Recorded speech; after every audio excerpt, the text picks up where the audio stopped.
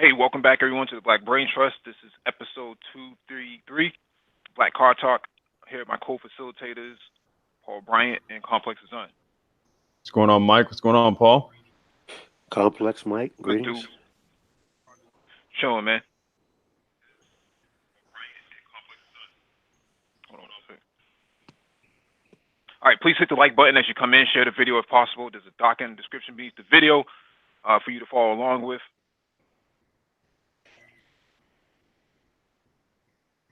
And we'll give you guys a few seconds to roll in before we get started.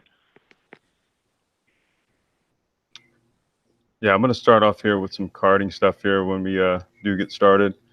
Paul, I was telling Mike, the team is actually up in Sacramento right now doing a KPX event, Kart Project X.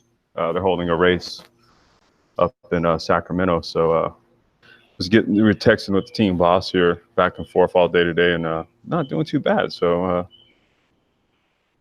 hopefully we'll have some footage to share on the next Car Talk. But yeah, man. Yeah, we're in the middle of it right now.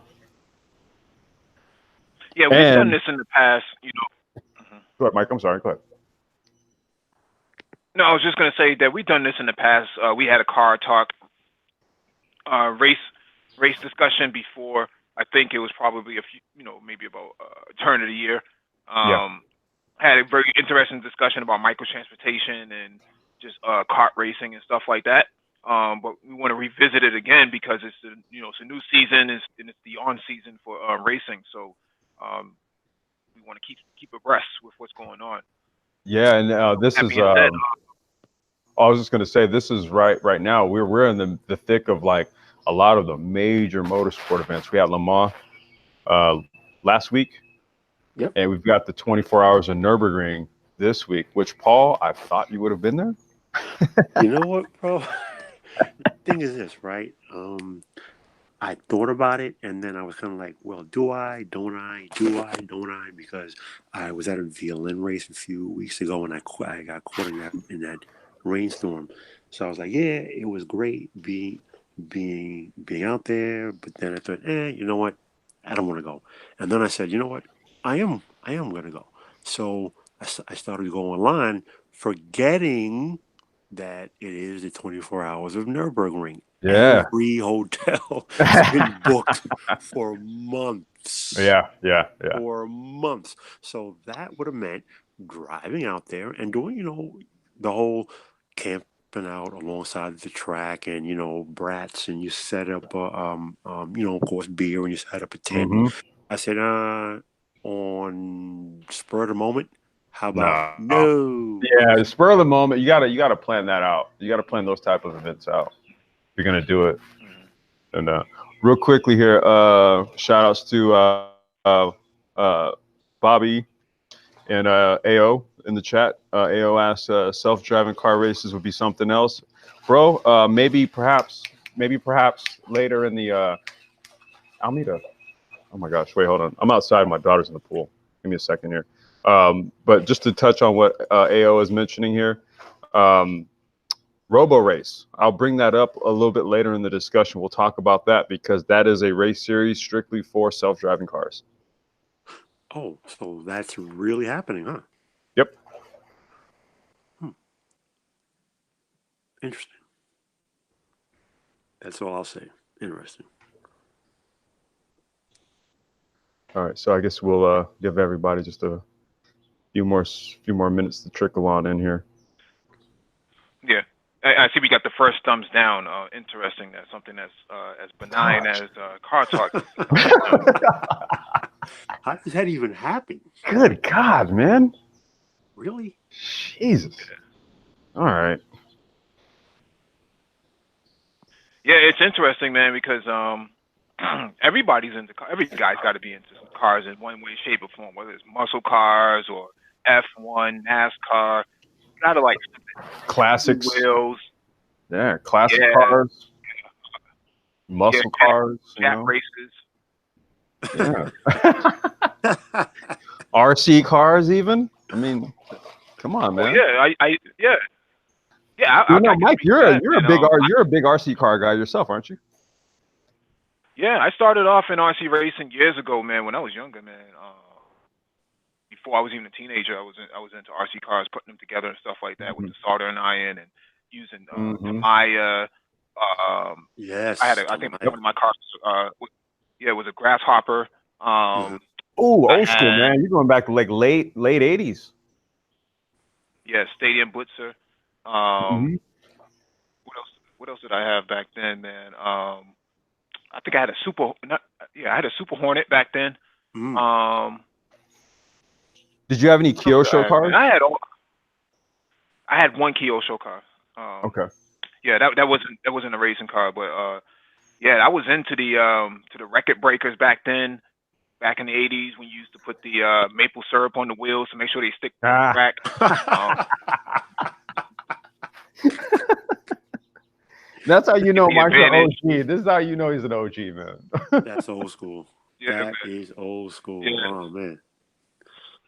slot That's hilarious. cars, man. The Tyco Night Bright cars. They go up the side of the wall, glow in the dark. Man, the slot car tracks. Yep. Yep. Yeah, man. I'm still big on those, man. I just don't have the room for that type of stuff, man. I still got cars in the basement. I haven't touched in years, man. Just sitting there collecting dust. That's Um, insane. so yeah, that's how I got into racing, man. What's that, Paul? No, I did. You're just bringing back memories, bro. That's insane. Because Yeah. I go back to the late '70s when I was a wee lad. When I had just gotten rid of my training wheels, and the the Jamaican guys all over the city, they were racing the Mazda RX-7. Buzzsaw racing the RX-7. Rotaries. Yes, sir. The Yep. 13B rotary. And Yep.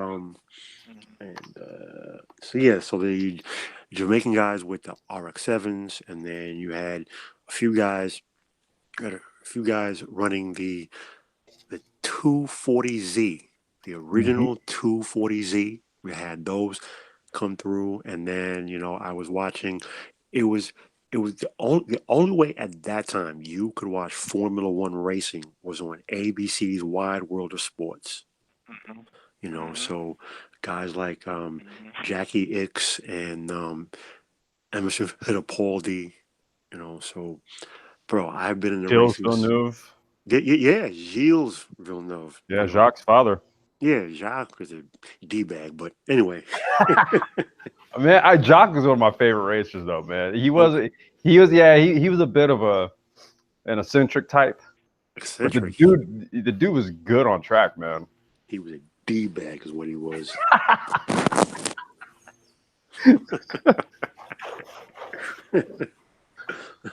All right, Mike, you wanna get started here, or we got 9 watch? We can Yeah, go well, ahead we and got get a couple started. questions. Oh, we got a couple We got questions. a couple of questions. Yeah. Okay, let's see. So AO asks, would self-driving cars be able to maneuver the same way human-driven cars can? That's the only problem I see could come from it. They're actually just robots. They don't have the same emotion as a human, but they do what they're supposed to do. So if they're supposed to turn at that specific apex, they're going to do that. I mean, they're just following the GPS. They're following all the data. That's all they do. I gotta. Giving I'm the gonna. proper data. Yeah, let me. While we're talking here, I'll pull up the link and I'll put it in the chat of the Neo EP9, the Chinese built electric car. It's an electric supercar that basically set the Nürburgring record. With I'm trying to remember who was behind the wheel of it, but at Circuit of the Americas out in Austin, Texas, the car set the world record for the quickest average speed around the track for a self-driving car, and I think the average speed was at like about 100 and something miles an hour. This thing Wait, drove itself around the track. wait. I thought the Neo was a human driven car. No, it's a human-driven car because it's not a level 5 where there's no steering wheel or anything like that. Mm-hmm. So it has the ability to drive itself, but then Oh, a it person can does. drive the car too. Yeah, Oh, I yeah. didn't know it was Yeah, I think also. it has level four Level 4, capabilities. right? Oh, Right. Level 5 is where there's no human driving it. Like with a human can't drive it because there's no steering wheel. Yeah, there's no steering wheel. Yeah, there's no steering wheel. But the Neo, yeah, that car can be driven by a human. Yeah.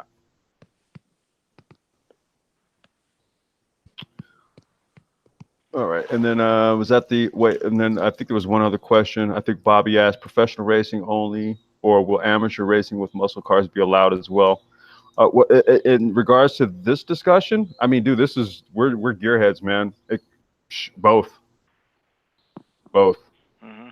Yeah. Yeah, but apparently somebody doesn't like it. You know, they got one. No, we got to be careful, Mike, because last time I kind of took aim at somebody who thumbed us down, we ended up getting like 8 or 9 more thumbs down. So I don't know what that was about, but we didn't get the thumbs down. We didn't get the thumbs down until we went live, because all the time that we were sitting, you know, in the pre-show, you know, it didn't have a thumbs down. So I'm curious to know how the Black Panther moves at night. Hey. But yeah, what about car magazines? You guys subscribed to car magazines back in the day. What was your subscription? Oh man, mine were RC Car Action. You remember that magazine? Bro, RC Car Action. I still have a collection of them from the 90s. RC Car Action is still out. Is this still in print? It is. You just it is. I've seen it. Okay. Yeah. Okay. Yeah, RC Car Action. I subscribe, and then if we go into like the mid to late 90s, I subscribed to Super Street magazine. So all like import racing and import cars, tuner cars, all that kind of stuff. And what else did I subscribe to? The Super Street. There was another rag that I was that I constantly bought as well. But those were like the main ones. Yeah. I just want to put this out. Oh, go ahead, Paul. I started out with the Granddaddy Car and Driver, and Motor Trend and Automobile. Me personally, I noticed that each one had its own style. They were different. As I got older, it was pretty much those three. Then I found a British magazine. It's called Car, just CAR, Car. And then eventually I found Super Street because I liked the Japanese hot imports. And I'm trying to remember. So there was Car, Super Street. Oh, and European Tuner, because I love German cars. Yep. Germany builds the best cars in the world. So European Tuner is awesome. Now, let me ask you guys this. Did you guys ever, because what I used to do is I wasn't subscribed to them, but what I would do is we had I'm in SoCal, so we had, back in the day, we had a ton of like tuner shops for like import cars and stuff, right? And they would always have the best motoring videos from Japan. Did you guys ever check any of those out? A lot of that, they took all that stuff and put it on YouTube now. So you can find all of the old like import car battles from all of the tuners. And I'm trying to remember, they would have so they had like Taniguchi, and there's a few other of those of the I guess you could say the first wave of Japanese drift car drivers. Well, these guys were professional drivers too, but then they were also like very skilled in drifting. And those guys, they would always be the guys who were doing the test runs on all of the cars in the best motoring videos. And so they would do like Togue battles. They would be at Tsukuba Circuit, and they would do like these battles where they like I watched one earlier today where it was a tuned CRX, an Integra, and a GTR, a Skyline GTR R34. Right, and they would all battle. But the thing about it was that they would use the weight to horsepower ratios to put the cars together, and then dry off, babe, dry off. They would put the cars together and they would battle. They would battle. All the cars would battle, and so what would equalize them was like the horsepower to weight ratios. So they would often be like, you would sit there and think that the Skyline was going to win, when in all actuality, it was a small little CRX that weighed next to nothing that would smoke everything. Now, when Right. when you're talking about tuning shops, now if you're talking the old shops, names that come to mind for me are like Mines and Valeside. For like the old school firms, like they're like so big now, like they actually make parts for like other name brands now. So I won't say that I saw a lot of that video, but like I would see it in magazines, so but to hear you say that it's on video now, yeah, I would definitely have to check that out. Yeah, they put all that stuff on the Best Motor YouTube channel. Nice, nice. Yeah, I just want to make this public announcement. I've never been a fan of the Fast and Furious. I can't stand the series. I hate it. I hate everything about it. It's God, What? man. I hate it. I Really? hate the Fast and Furious. Oh man, I can't hate it. It's like, I never got into it either.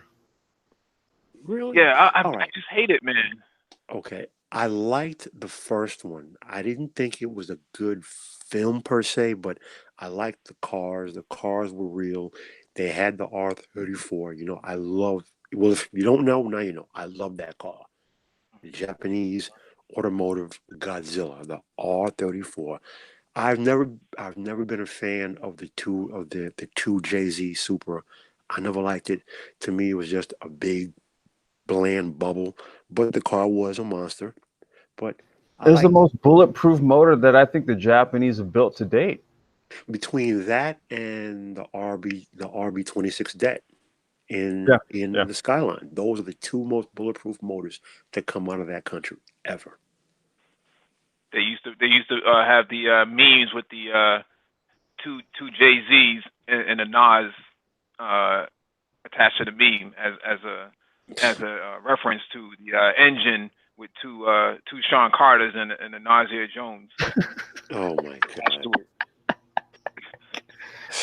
You got to be a real gearhead to get that one. Yeah, yeah, yeah.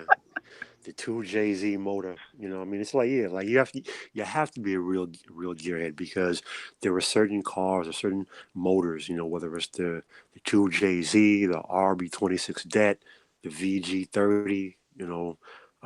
What, the 427. The 13B Mm-hmm. rotary. You have to be a real Mm-hmm. gearhead. The Cosworth. So. Oh man, Cosworth. You can't talk about racing without talking about Cosworth. You can't talk yet. Nope. And listen, you also can't talk about racing without talking about AMG. All right, Oh Hans yeah, They, Werner, Hans Werner Alfrecht. He's the AMG, 190E. the 190E, oh God. dude, the 190E 2.3 16V monster. That car was built to take on the E30 M3, another monster. Yep. The 190 was actually that was the first car that Mercedes built for the DTM, correct? Correct. Yeah. That thing was a screamer. You ever listen to the engine note on those things? Because it was naturally aspirated, no power outers whatsoever. That thing just wailed. Exactly, dude. There are videos right here on YouTube where you can go on to this day right now in 2019. They will have track days where they have vintage DTM cars, and they'll have vintage Opals, and they'll have the 190E 2.3 16V Evo, which is actually a 2.5, which is only the track version.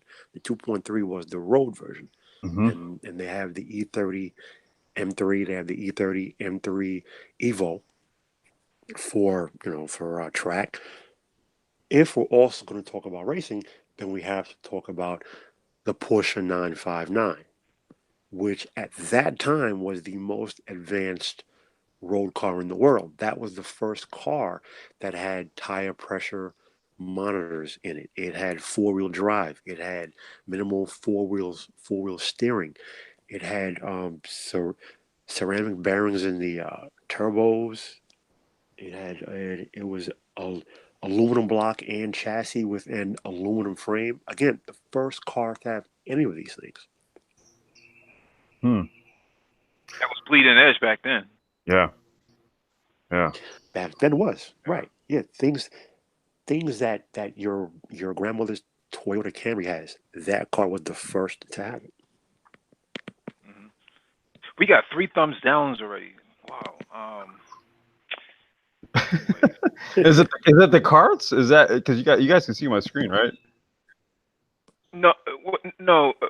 I see your screen, but we got 3 thumbs downs on the video. So I just find that interesting. That I know that in Marvel they had 2 Black Panthers, but 3. Okay. Well, I wanted to kind of start this whole motorsport chat off, kind of talking about the basis of motorsport, right? The purest form of it, which is karting. It's what I'm deeply into. Most of your motorsport legends came up through karting, right? Your Schumachers, your Ayrton Sennas, even on into your current crop of top level drivers, your Lewis Hamiltons, Charles Leclerc, your Sebastian Vettel, who's the other dude I'm thinking about? Verstappen, Josh, not is it? Yeah, Max, Josh's son, Max. He was a CRG.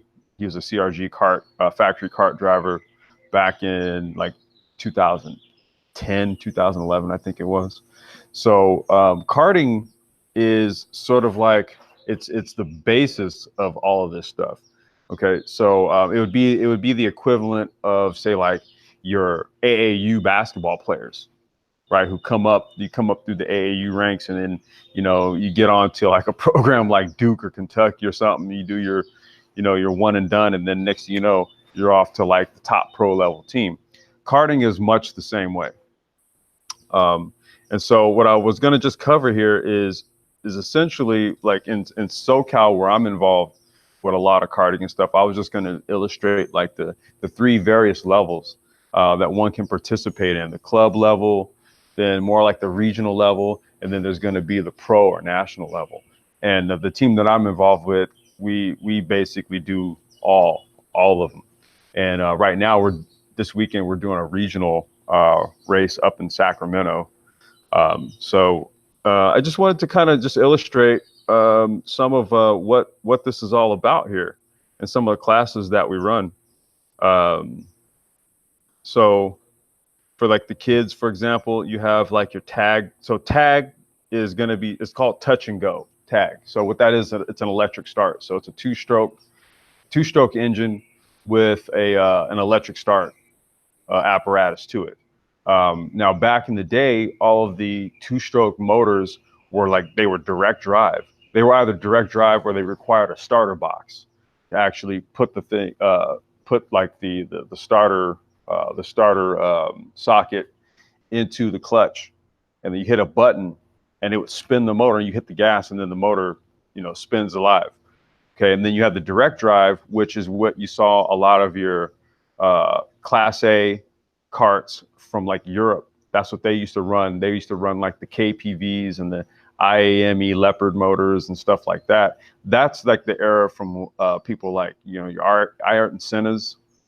He ran that. And just to note, my team runs a UK manufactured chassis called Fullerton. Just a quick historical piece on that. Terry Fullerton, he's the dude who basically has designed and manufactured this chassis, and he's the one guy that Ayrton Senna could not beat.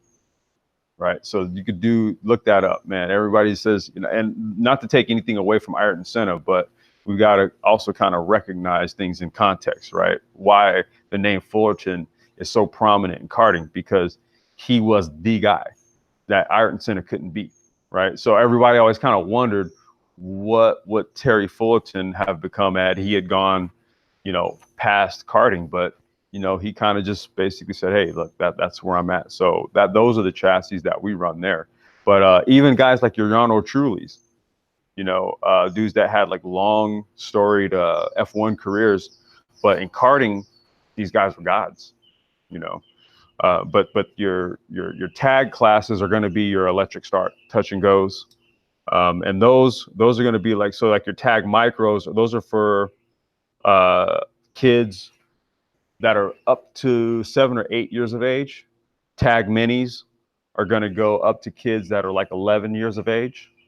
And then your tag 125 juniors, once you pass 11 and you get into 12 years of age, now you're running in like the full size kart chassis, and you're running 125cc.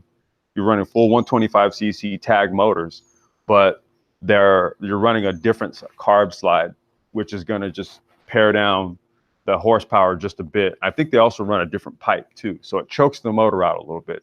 It's a 125, but they're not going to go as fast as say the 125 tag senior class. Okay, so that's where the motors are opened up. The difference between your tag 125 senior and your tag masters is just basically the age group. So an old man like myself or Paul or Mike, we'd be running masters, right? There's no difference in the kart setup between tag 125 senior and masters. It's just a different age group. So tag masters, like all the old guys. Tag seniors are basically 16 to 34, I think it is. 16 years of age to 34 years of age. Once you turn 35, I think it is, from 35 on, you run masters. Okay. Rock GP Junior. So Rock motors, those are 125 cc motors. Rock is just a motor that is manufactured by Vortex. And what they do is they run their own class. So in the tag 125 classes, you can run pretty much anything. You can run a Rotax motor. Now, Rotax is a company that produces all types of small, powerful engines. Rotax mainly produces like engines for like helicopters, airplanes, snowmobiles, stuff like that. And a lot of their engine designs are ported over to karts as well.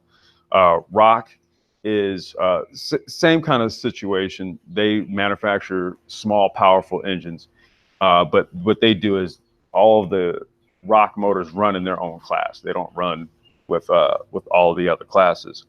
Rock GP Master, kind of like the same situation between the Rock Seniors and then the Rock Masters. It's just the same motor, but it's split up by age. 100cc tag. So I would say that these are more of the more popular groups right about now, because when you run the tag 125 motors, those motors only have about 10 to 15 hours of operation before they require a rebuild, and the rebuilds on them are like $700-800. So unless you just got the money, that tag 125 may not be something that you'll want to do as much. However, the 100cc tag classes are going to be more for the budget-minded racer, and they're plenty fast. They're pretty damn fast. So you have your tag senior in the 100cc, and then you have your tag 100 masters. That's what I run. I run 100cc tag masters. You have KPV senior, so those are like some more of the old school 100cc motors. And those are going to be, you need a starter box. So if you're out on track and you spin and stall it, that's pretty much the end of your race. There's no button you can hit to just start the motor back up. LO206, these are 4-stroke. So basically, these are kind of like the redheaded stepchild, of karting motors, because they're 4-stroke. So this is like basically taking a 212cc lawnmower engine and turning it into a race engine. However, the LO206 engines are manufactured by Briggs & Stratton. What they did was they took a motor out of their generator, like the generators that they make. So they took the motor out of that, switch the piston and the rods out, put a different design head on it, and then basically limited the RPM to about 6,250 RPM and turned it into a racing engine. So watching LO206 racing is a lot like watching a NASCAR race. It's more like momentum style karting, because you don't really have the horsepower on the high end of the RPM band. It's a 4-stroke, so it's torquey. So you got to be able to carry momentum around the track. And honestly, even though it's like the slowest class, it makes for some of the best racing because it's really like a chess match. So LO206 racing is pretty hardcore. I really do like it. And much like the other classes, it's broken up into your junior, your senior, and your masters for the same reasons. World Formula is it's a motor that's similar to the LO206. World Formula, they've been running it a lot longer. What it is, they run a different carburetor and head, so it produces more horsepower. They are a bit more faster, but it's kind of fallen out of popularity right now. Rock shifter and 125cc shifter. So basically, these are 125cc open shifter. That's going to be anything from like a CR125, a Honda 2-stroke motorcycle engine, right? Oh, like on a 125cc dirt bike. They just take the motor off and slap it on a cart and throw a shift lever and a hand-operated clutch on it, and you're basically just running a motorcycle engine on your cart. Whereas with rock shifter, that's a standalone 6-speed 2-stroke 125cc engine that's produced strictly for karting. So and again, rock runs everything in its own class. And with the 125cc open shifter, there's other motors that you can also run. You can run the KZ motors from TM Racing. Those are popular over in Europe. So if you watch a lot of like FIA sanctioned karting, they run the KZ2 classes. And then like in WSK, that's another, it's like I would say it's Italian-based kart racing league. They run the KZ motors in there. And I'm gonna tell you right now, KZ racing, that's literally like some of the illest racing you can watch. I mean, the karts are super quick. I mean, I'm in amazement. I don't know if I couldn't get into I couldn't run a KZ kart against a lot of those guys, man. They're just, those dudes are on like a whole nother level. But those are the guys typically that a lot of your top level single seater teams, like in Formula 2, like in Formula 3, Formula 2, and even Formula 1. Because again, Charles Leclerc, the Ferrari driver who's racing alongside Sebastian Vettel right now, he came out of KZ2 karting. So being able to race at a high level, hit the shift points, your braking points and all that, that's what preps you for things like Formula 1, for things like prototype racing, for stuff like that. So those guys, they just have a higher skill level as it pertains to their abilities to drive a kart. Now, the club that I'm giving you guys all of the classes on, this is Tri-C Karters. This is a popular, Tri-C is basically means tri-county. So that's Los Angeles County, San Bernardino County, what is it? Los Angeles County, Riverside, Los Angeles County, Orange County, San Bernardino County. So 3 counties that largely kind of encapsulate what Tri-C Karters is. LAKC, Los Angeles Karting Championship. Now, this is more of like a regional. This is a kind of like a bigger, it's kind of like a bigger type of thing. Tri-C is club. This is regional. So this is, I would say bigger budget racing that's going on here.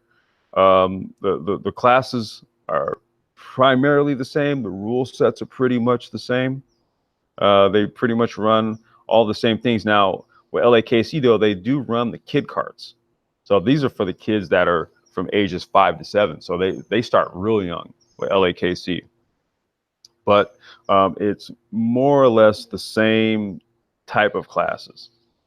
And then you have FKC, Formula Karting Championship. This is a new championship series that was born out of the F100 kart series that I actually sponsored a couple of classes a few years back and wrote the rule books for a couple of the classes before it went under. And then out of that came FKC.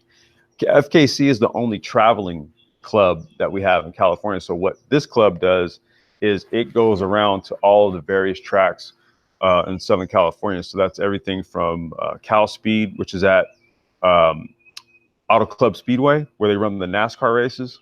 So Cal Speed is on the east end of the parking lot of Auto Club Speedway, where they run all the NASCAR events, NASCAR Truck Series, all that kind of stuff. So it's a major venue. They also run at Buttonwillow, which is a world famous road racing circuit that's here in California. Willow Springs, that's another world famous road racing circuit that's here. They also run at Santa Maria kart track that's out near the coast, Santa Maria, and there's a few other venues that they run at. But the key thing with Formula Karting Championship is that it travels. It goes to different circuits, whereas Tri-C and LAKC run at the same venue, but that venue has like about 10 different layouts. If you count all of the main layouts, if you run them counterclockwise, then that would add up to 10 layouts. So those series will run at the same venue. FKC runs, they travel around. They go to all the different venues. And then you have SCUSA. So Super Karts USA, that's basically the top karting championship here in North America. So this is where the big budget operations come to race. So you have your nationals, you have your winter nationals, your spring nationals, your summer nationals, and then you have your super nationals, which they run in Vegas. And that's in November. And they run it in the parking lot at the Rio, the hotel. And part of the circuit actually runs right along the strip. So, we've been there the last couple of years. And I'll tell you, man, that's like some of the craziest stuff I've ever been to. And then they run regional events. So like with SCUSA, they run the California Pro Kart Challenge. So the team that I'm a part of, we run all of these. Well, actually, there's a couple guys that run FKC, but mainly we run Tri-C, LAKC, and then we run the California Pro Kart Challenge. And that kind of makes up the basis of karting the karting that I'm involved here in California, from the club level all the way up to the pro level, and all of the classes that are involved. And this is like the basis of motorsport. This is the purest form. Ayrton Senna has always, if you were to ask him if he were still alive today, what's your favorite form of motorsport, he would tell you karting. A lot of guys will tell you karting, because there's more of a free feel to it. There's really nothing around you. You're about 3 inches up off the ground. Depending on what engine you're running, you could be doing 100 miles an hour, 3 inches off the ground, and on these little 6-inch diameter tires, and it's a blast. It's an absolute blast. Any questions? Lewis Hamilton said that same exact thing. What, two or three races ago, about a month ago? He said he is only the third 5-time Formula One World Championship champion, and he said there are times where he wishes he wouldn't even have to step into his Formula One race car and just strap on a helmet and the gloves, jump into a cart and go karting, because it's so pure. It's the purest form of racing. Yep. It's I don't and it's hard to kind of describe that what it's meant by the purest form. I guess it really just has to do with, it's just it's a chromoly tube frame, wheels, brakes, a motor, steering wheel, pedals, and but it's mainly you. It really is just you. It's not the car itself, right? Where you pull into a pit and then you have a team of engineers trying to suss out, tire, tire wear and this and that. It really isn't. Karting it's very pure. It's very bare bones. So it's really just you, the kart, and the track. That's pretty much what it is. And this is just some footage of me training my daughter up right now. I know, Paul, I know you got a chance to get a glimpse of this. Yeah. Yeah. But this is, you know, taking my daughter over, you know, to the indoor track, and I have her. Um, I'm basically training her on racing lines. So, you know, with racing, the quickest, most efficient way around the track is going to net you the best results. Or I should say the shortest, most efficient way around the track will net you the best result. The whole key here is to use that line and do it the fastest. So, you know, what I'm doing is I'm training her here on how to take the lines, how to apex, you know, how to judge your apex, which is you want to take the middle of your cart and hit the middle of the apex as you're turning. That's going to ensure that you hit the best line possible. Now, there's going to be some instances where different types of turns are going to require you to take late apexes, but largely once you get familiarized with how to approach turns, then you'll start to learn how to judge different types of turns to see, okay, you know, to set myself up for the next turn, maybe I should late apex here, you know, and it's all these key things. So first and foremost, what you want to do is you want to learn how to take uh, the shortest route around the track. And this is what I'm doing here, training her how to take the shortest route around the track. And then what I'll do is I'll start bumping the speed up. And then what she'll have to do is then she'll have to start to see the track more and adjust for the speed. But at the same time, you have to stay consistent with hitting your apexes. So this is what drivers in the off season do to stay what we call, you know, getting seat time, staying fresh. We jump into karts in the off season when you race like real cars and stuff in order to keep yourself in tip top form.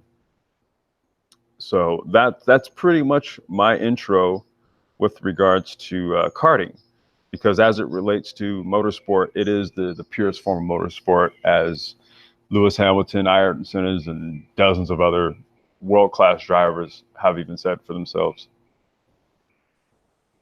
Yeah, man. I mean, What's the bare minimum? What, I don't mean to interrupt you, Paul. What's the bare minimum of?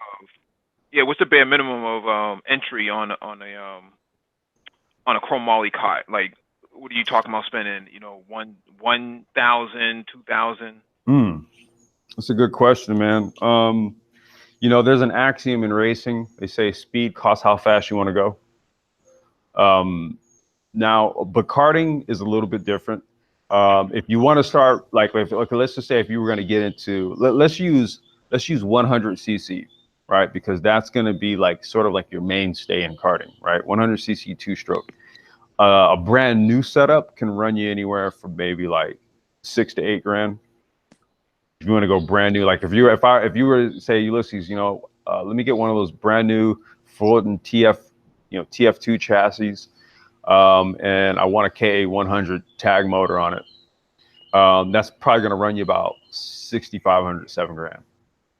Now, if you hit the used market, which is typically what I would recommend, I would always kind of recommend for people who want to kind of get into this without really just throwing way too much money at it. What a lot of teams do is they'll bring brand new material out to say like a large event. So like the team that's, you know, the guys that are running up in SAC right now. So if we took some brand new chassis up there, we ran them and they didn't get wrecked or anything like that. So once we ran those chassis, they would go from $5 grand brand new to like 2,800, $3 grand. Right. And then from there, you slap a motor on there. Now you're talking about a brand new setup for about 4,500. Right.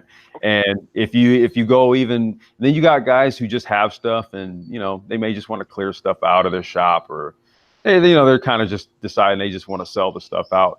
Then that's when you get real good deals. So you can get, you know, you can get good carts on the used market, and you can get you a good setup for maybe even like 2,500, $2 grand. Sometimes you luck out. Somebody's just really just hard up for money and they just want to get rid of it just so they can get some money, $1,800, and you've got you a nice cart. So the pricing, the price that you pay to get into this stuff, it varies greatly. And if you're trying to get into shifter kart racing, you know, you got to realize like a KZ motor, what I was like referencing earlier, the motor itself is $6,500.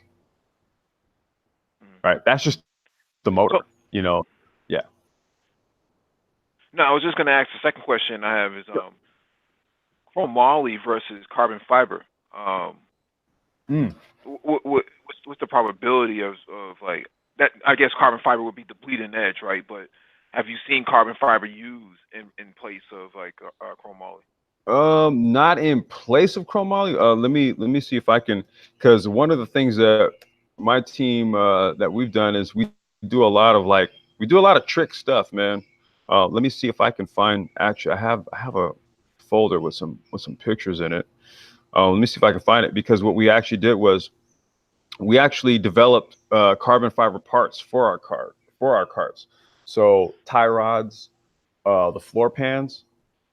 So the floor pans on the cart, what we did was, this is like some pretty trick stuff that we did. We developed like 3 different thicknesses of carbon fiber floors, right? So what that does is it'll either give the chassis more flex, because a cart doesn't have an active suspension and it doesn't have an active differential. Okay, so Hmm. so the chassis acts as a suspension piece. So what you could do is you can actually do things like remove the front torsion bar. Like if you need a lot of flex, if you're on a track that's like tight and twisty, right? So you need the cart to really give, so it can really grab into turns and stuff. You want to get it as loose as possible. So you want to pull out the torsion bar, okay? And then there's 3 different types of torsion bars. You can run a chromoly torsion bar, you run a nylon torsion bar, you can run a carbon fiber torsion bar, or you run none at all. Your floor pan, same thing. Typically, when you get a cart, it's sheet metal. Okay, but if you go with a carbon fiber one, you can go with 3 different thicknesses. So if you want to tighten the cart up, you go with a thick carbon fiber floor. If you want like intermediate stiffness, you go with a medium. Or if you really want a loose cart, you go with a really thin one. So what we did was we developed carbon fiber floors, tie rods. So the carbon fiber tie rods will give a little bit more flex if you're hitting bumps and stuff like that without bending your spindles. Um, and then your torsion bars as well. So those are going to be the key areas that where we incorporated carbon fiber, and then we utilize like ceramic bearings. I mean, I know this sounds crazy for karting, but like, when you're doing it at the highest levels, you gotta understand, like, what do you think other teams are doing? You know, so yeah, carbon fiber and other exotic materials, we use those as well. While we're talking, I'll try to find those photos. Um, Yeah, I would love to get like an African race team or a black ADOS race team or something like that. Just because. you Dude, dude, let me tell you something, man. I'll tell you right now. So what we have here, man, is we have a small fraternity of black kart drivers. It's not a whole bunch of us, but let me tell you something. We're always on the podium. that was going to be my next question. Go ahead. Do you see a lot of black guys in karting, and why is that? Do you think it's a cultural thing, or is there some way, like, would it be would you like to see more black guys in karting? Why, Absolutely. I mean, I would like to see it because, I believe we excel at everything we do. mm, Right. This is my personal view. And so because of this, I don't think that being successful in motorsport is out of the realm of possibility. I don't believe that at all, because, a guy like myself, I came into this and, no one knew who the hell I was. And, next thing, I knew, I had carts running at the top, up front, and multiple classes and stuff. And, and I saw, other guys doing it as well. So, it's not anything that is outside of the realm of possibility. I think really what it boils down to is um, acquiring the technical know-how, right? It's not, and this isn't meant as a disparaging comment or anything like that, but it's not like perfecting your shot, your jump shot. right? There's more variables involved. There's tire pressures, there's chassis setup, there's motor tuning, there's the aspect of the driving itself, there's track conditions, right? If we get into racing in the wet, which in karting you race in the rain, okay? They don't cancel a race because it's raining. You throw on rain tires, right? And running in the rain, that's a whole different setup altogether, right? So there's all these technical details, and you know, just like anything, if you're trying to do it to win, then you know you're gonna try to soak up as much as you can soak up. And with racing, because there's more variables, there's a lot more to soak up. So and then in terms of the cost, I would say this, you know, there's a lot of things we spend money on, and if you were to add up the cost of it, you know, just things like, you know, like let's just take somebody who, like a kid who plays in an AAU league, for example, okay, and they go traveling around and all that. You add up how much money is spent doing that, it's probably the same money you'd spend on a season of karting, maybe less actually, depending on like the type of karting you're doing. You know, Lewis. Yeah, it'll be. Yeah, go ahead. No, I was just gonna say it would be dope to see like you know, the decals and stuff on an ADOS cart with like unk pieces and libation and you know symbols everywhere. Stop. Put it out. I would say this. I would say, look, you could probably get some real cool liveries done, like with regards to that. I've seen some really dope. No. I've seen some really dope livery designs done on carts, man, that just kind of had a lot of different themes to them, right? Because look, I mean, you know, racing is one of those things where I would even say, like, one of the intimidation factors is how your shit looks. You know, like you go out with, there's like a cart that's just like has no graphics on it. You just basically have your little yellow stickers with your number plates on. Then somebody comes out with, you know, a livery on their stuff, matching suit, helmets all done up, nice shoes, gloves, and all that. You're like, man, that dude's gonna kick my ass. You know what I mean? So there's a little bit of a psychological factor to it. Maybe if you, I don't know, through some onks and, you know, So, like an Anubis on the cart as well. so if you ask, because I know if you ask, if let's say you go to the park, all right, and you know, like you said, guys that are in there shooting jays, you know, they're playing basketball, whatever, you know, and you ask those guys, hey, what do you guys think about karting? It's like, huh, what? Or if you ask them, what do you think about racing? You know, it's like for whatever reason, it's like black people in America are like racing. No, that's white people stuff. Man, look, you know what? So earlier this week, and Nagon and I, we had a long talk about this, man, because he's a gearhead too. People don't know that about him. So NBC Sports, they have a like a kind of like a show, and it's called Coffee with Kyle, and it's Kyle Petty, you know, son of Richard Petty, right? Kyle used to drive NASCAR himself and stuff. Right. And what he does is he has like these very sort of candid, you know, intimate interviews that he does with various personalities that are involved with NASCAR. And they just sit down and have coffee and they just talk about like just historical things and like things that you just didn't know about.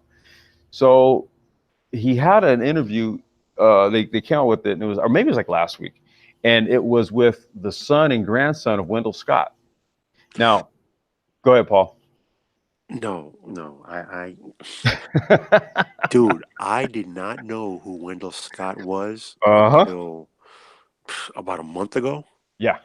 Never heard of the dude. So Wendell Scott is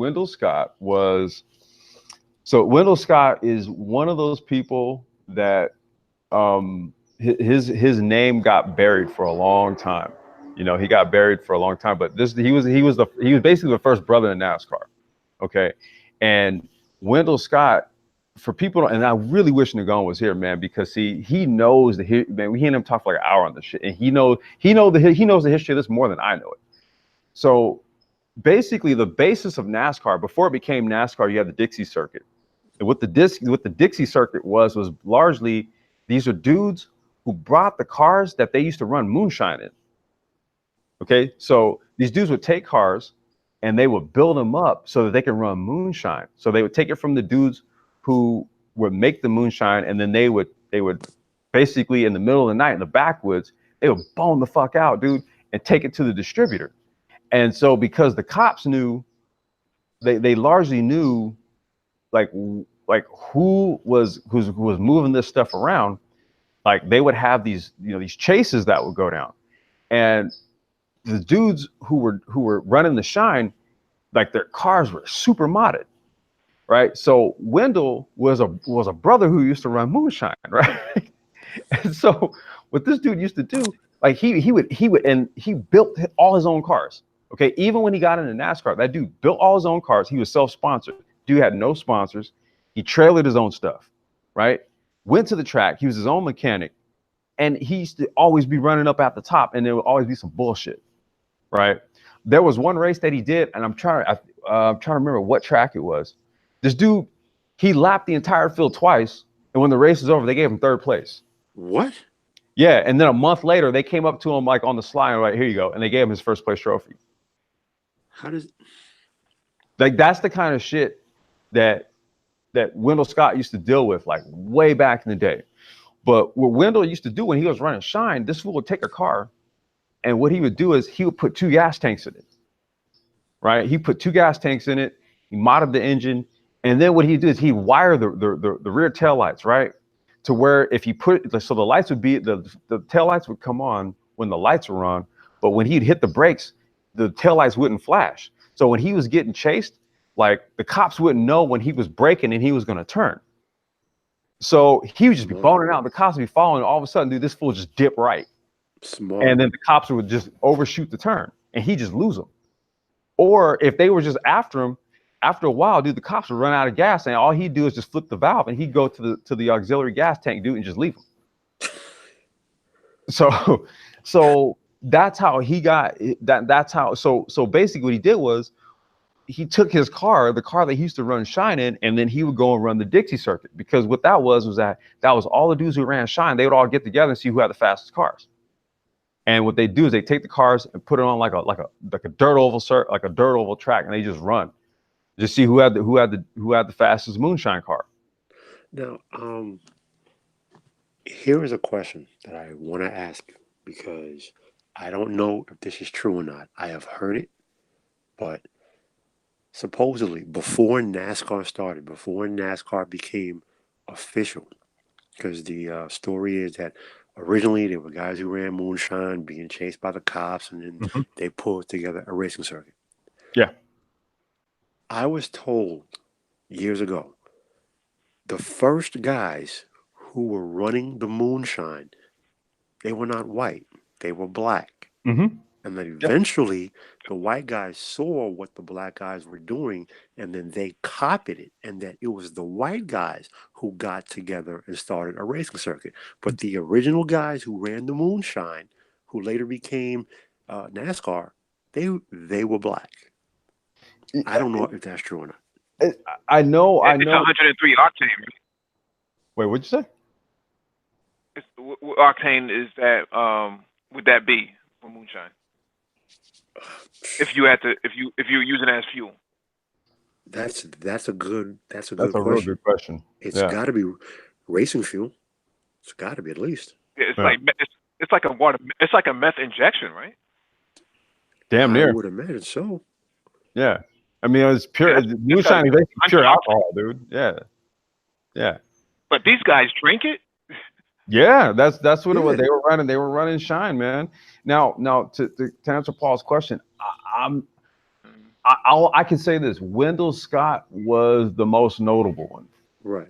Because what he did was he transitioned that to a racing career, and the thing is that when he hit the Dixie Circuit and he was running against, because dude, Richard Petty, all those OG dudes, that's what they did. They ran shine. And so he was one of the dudes who was like, yo, I want in. I don't know if there were any other. I'm sure. A matter of fact, what was that movie with Outkast some years back? What was the name of that movie? Because in that movie, they ran Shine in that movie. Oh God, I can't remember it. Don't know off the top, or I don't know. Oh, it was kind of like a musical, man. I'm trying to remember the name of that movie. It was kind of like a musical. Dre and Big Boy were in it. Shit, I can't remember the name of the movie, but in that movie, they were running moonshine. Right. So to speak to your point, Paul, yeah, there was a lot of black folks who was doing just that. They were running moonshine back in the day. The difference was that Wendell was like, look, I see these dudes out here. They done taken the car to the track. I want to get out here and compete with these dudes too. And so he transitioned it. He transitioned over into racing, and then he became a full-blown race car builder and driver. So he's the only one that I know of who kind of went over here and decided he was going to play with the big dogs, and basically showed himself to be a big dog himself. And then he had to deal with all the racist bullshit that came along with it. Yeah. Yeah, it's the whole reason why, like, I don't run. I now run 34. I run his number. I don't run my old number of 11 anymore. Wow. Yeah. Yeah. So, if you guys can look, it was conscious Hmm. racing. It was conscious racing. Try to pass him on the right, try to pass him on the apex, saying "Hotep, brother." Yeah, Hotep. As you pass them. That's what instead of checkered flags, it would just be red, black, and green. Yeah, Pan-African flag. But you know what's funny about that, Mike, is that when you look at when they ran like the Dixie circuits, when the checkered flag was actually the Confederate flag. They used to wave that shit. There's footage of Are you serious? Yeah. There's footage of when Wendell Scott was running back in like the 50s, early and mid 50s, right? Mm-hmm. And they would wave the Confederate flag at the start of the race. Right. Amazing. And he would get out there and he'd just be putting it down on these dudes. You know, that dude, he has a very, very, very interesting history with regards to it. And there was a lot of there were people that were on both sides of the fence when he was involved. Like some of the people who were really behind him were the Petties. Okay. It was the Petties, because in the interview, the crazy part is that Wendell's son and Kyle Petty, they grew up together. So they've known each other since they were kids. So all the stories that they told, like there were stories where Wendell's son was talking about how Kyle's mom taught him how to keep score in the scorer's box for his dad. You know what, you know, Complex, Mike, excuse me, you know, I would really just like to take 1 second and relate something that I learned myself, all right, going to the background that I grew up in. Listen, prejudice is taught. It's not natural. We do not come out the womb disliking people or being prejudiced or hating people. That's taught. Okay, so when you are exposed to different cultures and you grow up together, and once you form those bonds and those relationships, nothing changes that. So Paul, there's another part to all this.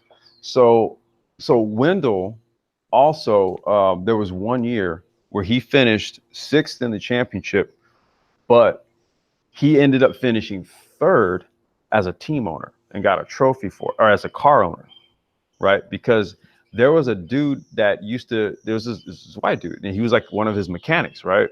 So every time there was like some shit, because they talked about during the time of when like the height of the civil rights movement, all that type of stuff was going on, right?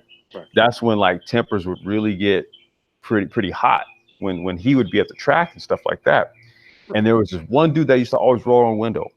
And when you had like a mob of white dudes like talking about they was gonna try and do something, this dude would grab a 2x4 and was like, hey, you're gonna have to come through me first. Right? And so Wendell ended up putting this dude in the car, and then that dude ended up like winning a bunch of races and shit.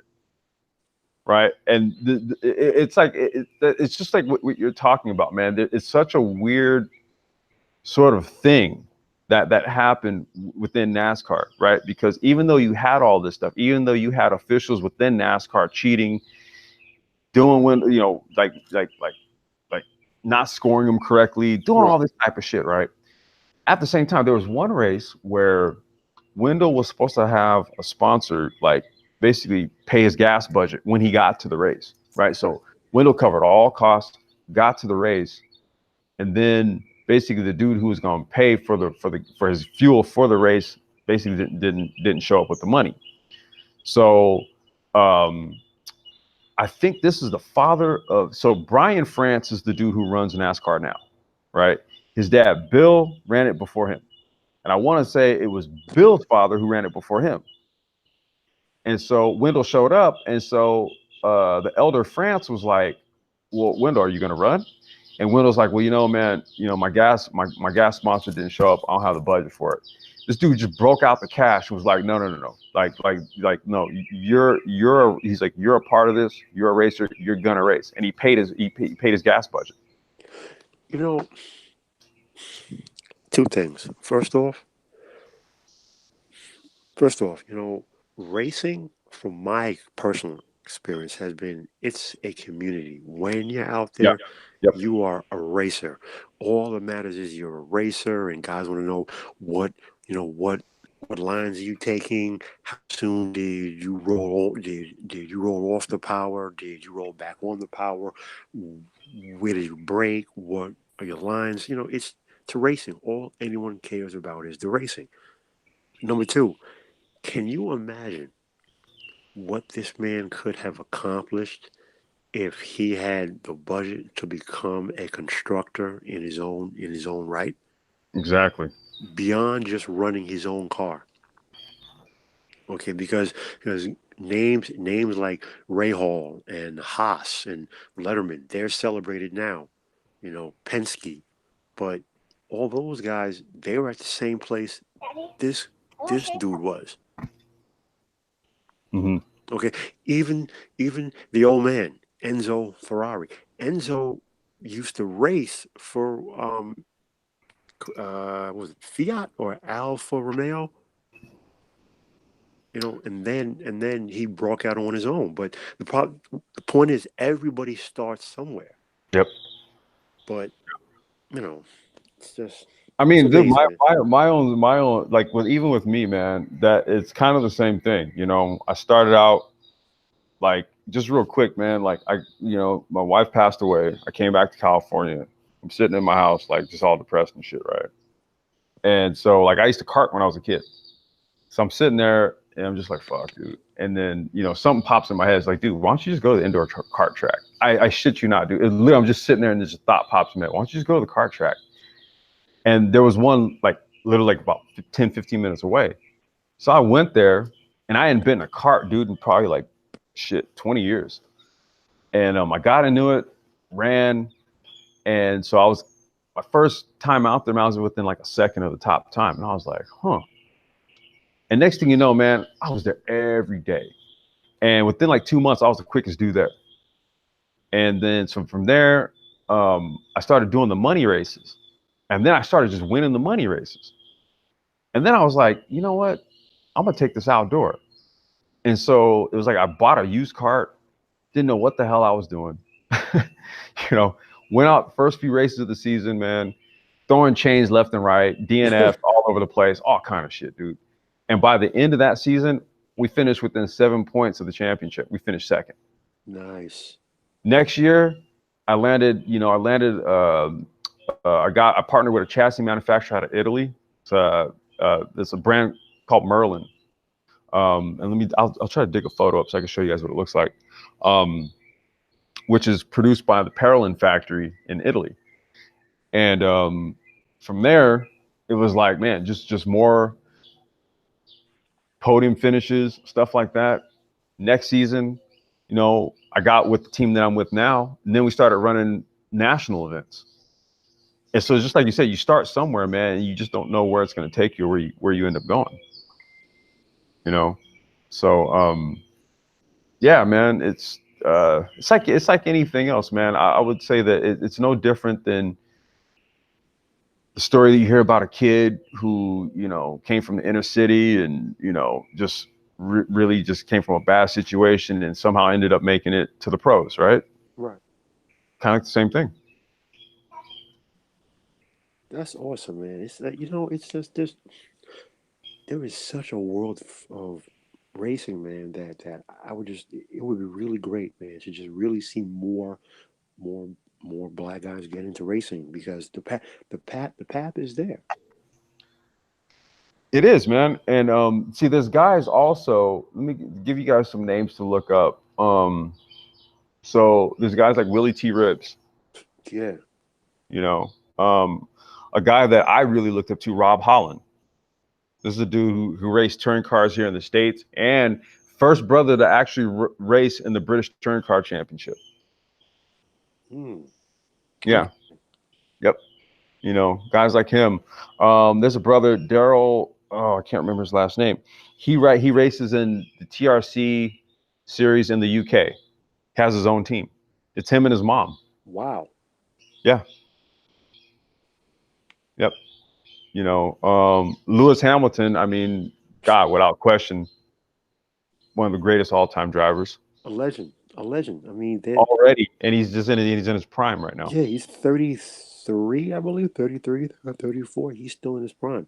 Mm-hmm. In the history of Formula One, which goes back to the 1940s, there have only been three men to win the world Formula One World Drivers title, 5 or more times. The immortal Schumacher has 7. Juan Manuel Fangio, another legend, has 5. Lewis Hamilton has 5. But Lewis Hamilton was the youngest.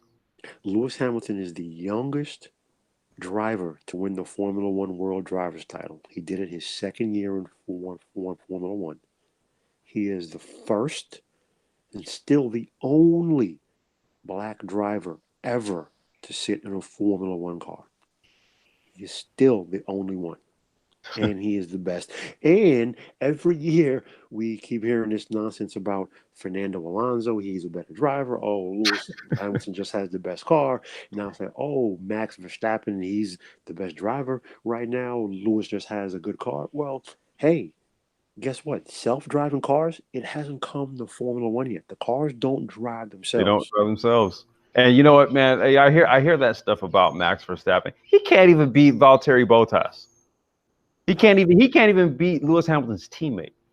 First of all, how many wins does Max Verstappen He have? has none this Much year. less world titles. He doesn't have any this year. None. Okay. So for this Bottas season, has 2.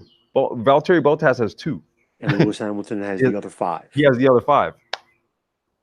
Mercedes is killing it right now, but that's another topic altogether. Right. But not I don't want to digress too much because I know we do have a docket. But yeah. I mean, just in terms of black and motorsports, man. Look, we could go on for hours with that. Yeah. Right. Sure. Yeah, let me share my screen. Okay. What's going on with this?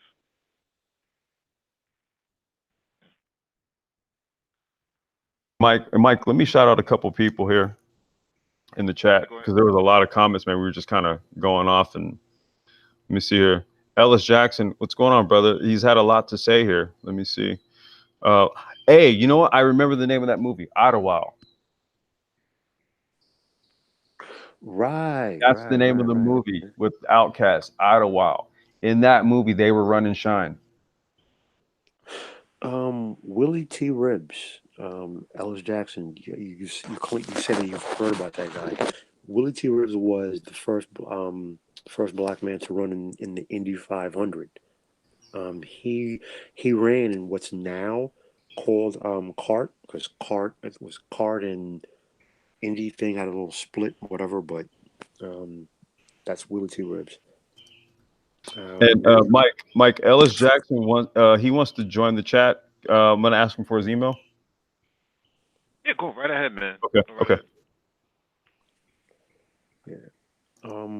I don't know if you know, Complex. Willie T. Ribs did some racing over in Europe. He never he never ran Formula One, but he did do some racing somewhere He over in Europe.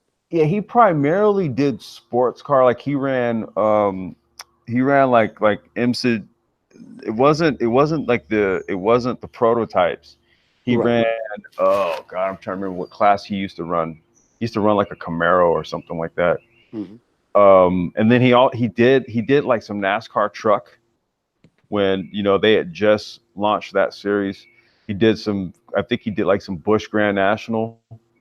I think the whole thing with Willie T. Ribbs was he kind of, and this isn't like to disparage him or anything, but he did kind of have like a pro-black type of disposition about him, and it kind of rubbed a lot of the people in racing the wrong way.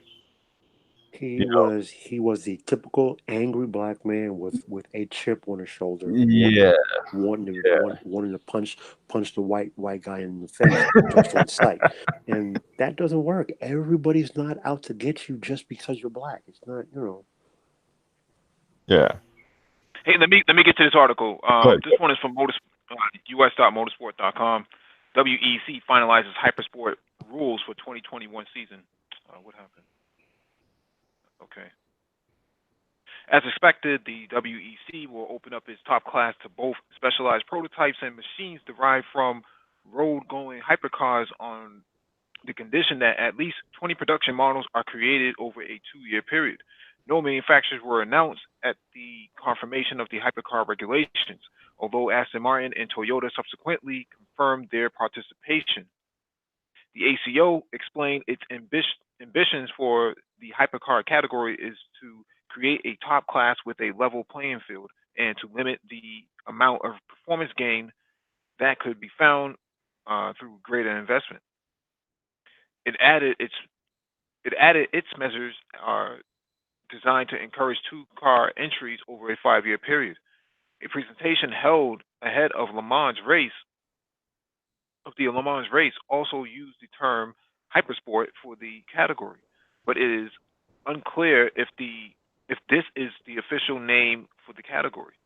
The highlights of the technical details include a revised weight lowered slightly to 1,100 kilograms and a change power output of 750 horsepower, horsepower, in order for the LMP1 replacement category to reach 3 minutes and 30 seconds lap times in race trim at Le Mans.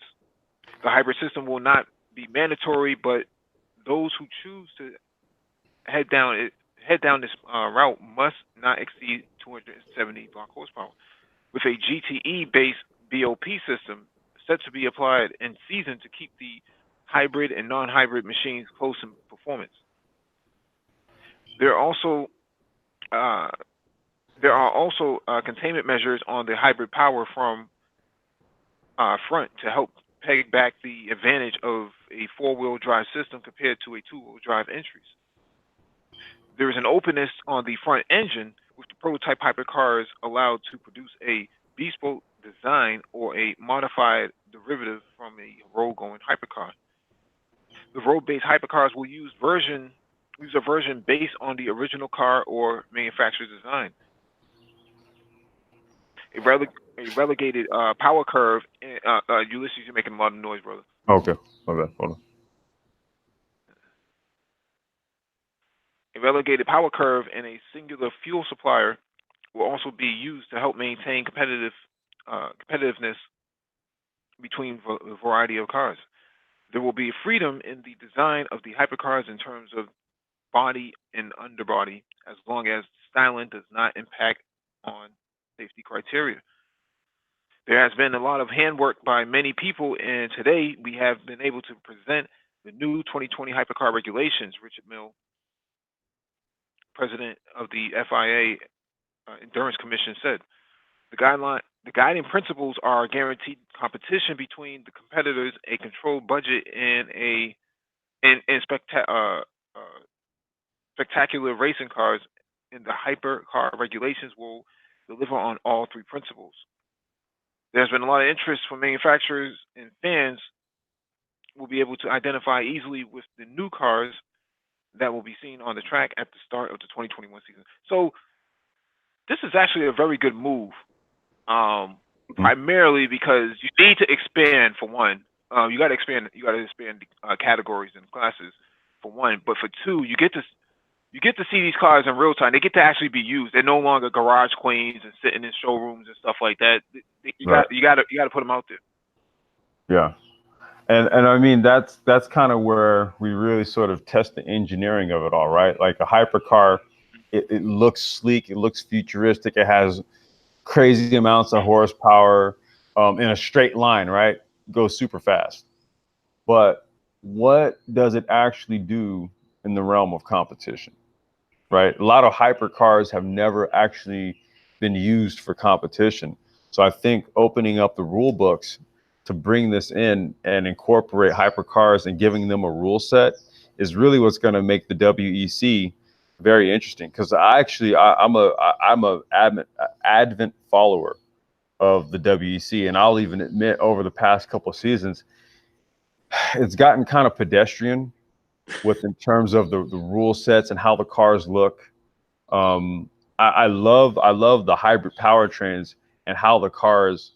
I mean, because these things they essentially outperform Formula One cars. To me, WEC cars are like the pinnacle, actually over Formula One cars. Blasphemy. Yeah. Oh, really, Paul? Blasphemy. we disagree on something. No. I'm joking. Oh, okay, no. okay. We do agree. No, we agree. We agree. No, we do agree. We do.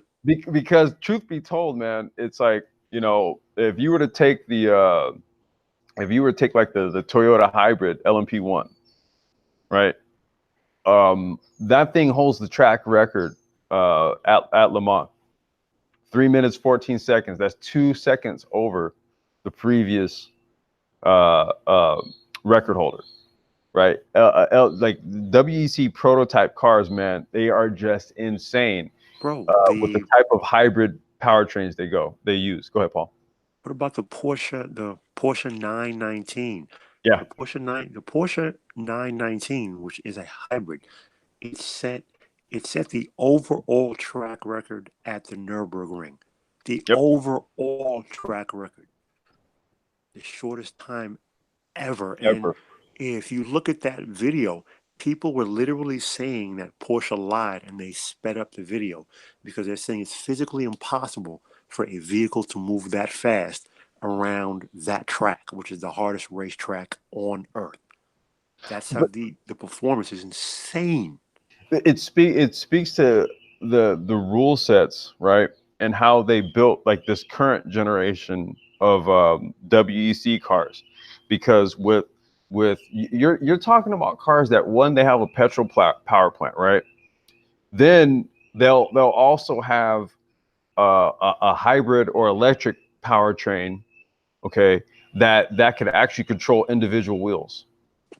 Okay. Then you also have regenerative energy, or the KERS, kinetic energy recapture systems, right? See, so all three elements are incorporated into one car. See, so that means that all of these things are working in unison. You get these things working in unison, right? There's very little reason to be hitting the brakes at certain points.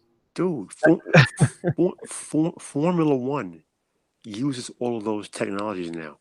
And for years, I was joking when I said blasphemy, because for decades, Formula One has been at the top of the totem pole, at the top of the global food chain for motorsports, and also with automotive tech. The paddle shifters that you'll find in your grandmother's Toyota Camry, Ferrari invented the paddle shifter for Formula One. Yep. So now Formula One uses DRS, or KERS, regenerative braking. Formula One has hybrid turbocharged motors. Blasphemy! I mean, they don't sound as satisfying as they used to, but you know what? WEC is now leading the R&D for automotive technology, and that's really where the future is. Yeah, it's no longer Formula One anymore. Yeah, it's WEC. Yeah. Now I would posit to say that now this may be blasphemous for me to say this, but Formula E and maybe in the next couple of years, Robo Race may actually take the mantle in some ways. And I think that might be why WEC is more or less now accommodating the hypercar segment, right? To kind of mix it up and make it unique and interesting again, versus this being a purely technological battle between manufacturers. Because that's really what the WEC had been over the last few years. It had been like, okay, who's tech's the best? Is it Toyotas? Is it Porsche? Is it Audis? Is it Peugeot? And it's really, and it's funny. It's funny that you named those four names because the 24 Hours of Le Mans and WEC has basically been those four names for the Yep. past Yep. 19 years. Yep. Oh, sorry, my God. Well, it's a perfect segue into Formula E. Dude, I love Formula E. And you put me on Formula E in 2018. I love Formula E because I paid it no mind. I said, it's not Formula One. What is this? I love Formula E. I absolutely love it. Uh-oh. I think, Mike, are you muted? Yeah, he is. Mike, you're muted, man. You're on mute, Mike. Yeah. I was talking, and you guys couldn't hear me. Obviously. Okay. Yeah, I like it too. Yeah, I like it too. All right, this one is from U.S. Motorsport again. Twin motors banned in Formula E next season. Manufacturers have had freedom of choice over how many motors they can use since powertrain development was opened up for the series' second season in 2015-2016. Twin motors have been used by FE manufacturers in the past, notably by NIO and Nextev and DS, without much success, and the field largely converged on a single motor approach for the start of the Gen 2 era. The move is expected to impact on the Nissan Edam's squad, which is widely understood to be the only FE team that is running a twin motor setup in the current 2018-2019 championship, although Nissan has never publicly disclosed the makeup of its powertrain. The team is yet to win a race in the 2018-2019 FE season, but has scored 5 pole positions, the most of any squad, and these qualifying performances have attracted particular attention from rival squads. When asked to explain his team's prowess in qualifying after the most recent race in Berlin, Nissan driver Sebastian Bumi said his squad had made some choices and some of them pay off and some don't. Clearly, our car is quick and quality, where we don't have to we don't have to save energy and is not efficient in the race. He continued to motorsport.com. Simple as that. That's the trend, and it's like that. You go away, you get the positive or something, and you're happy you're happy, and you get the negative, and that's it. Just don't try to lobby or cry when you are behind to say it's not fair, and then when you're in front, it's all good. I just want to have things fair at the end. An FIA statement announcing the WMSC decision read, a modification to the technical regulations was also approved, reducing the maximum number of MGUs, rotating electrical mechanical power converters, from 1 to 2. Motorsport.com has approached Nissan for comment regarding the decision. So, you know, that's how it goes. Yeah, Buemi's one of the top drivers in Formula E, and it's interesting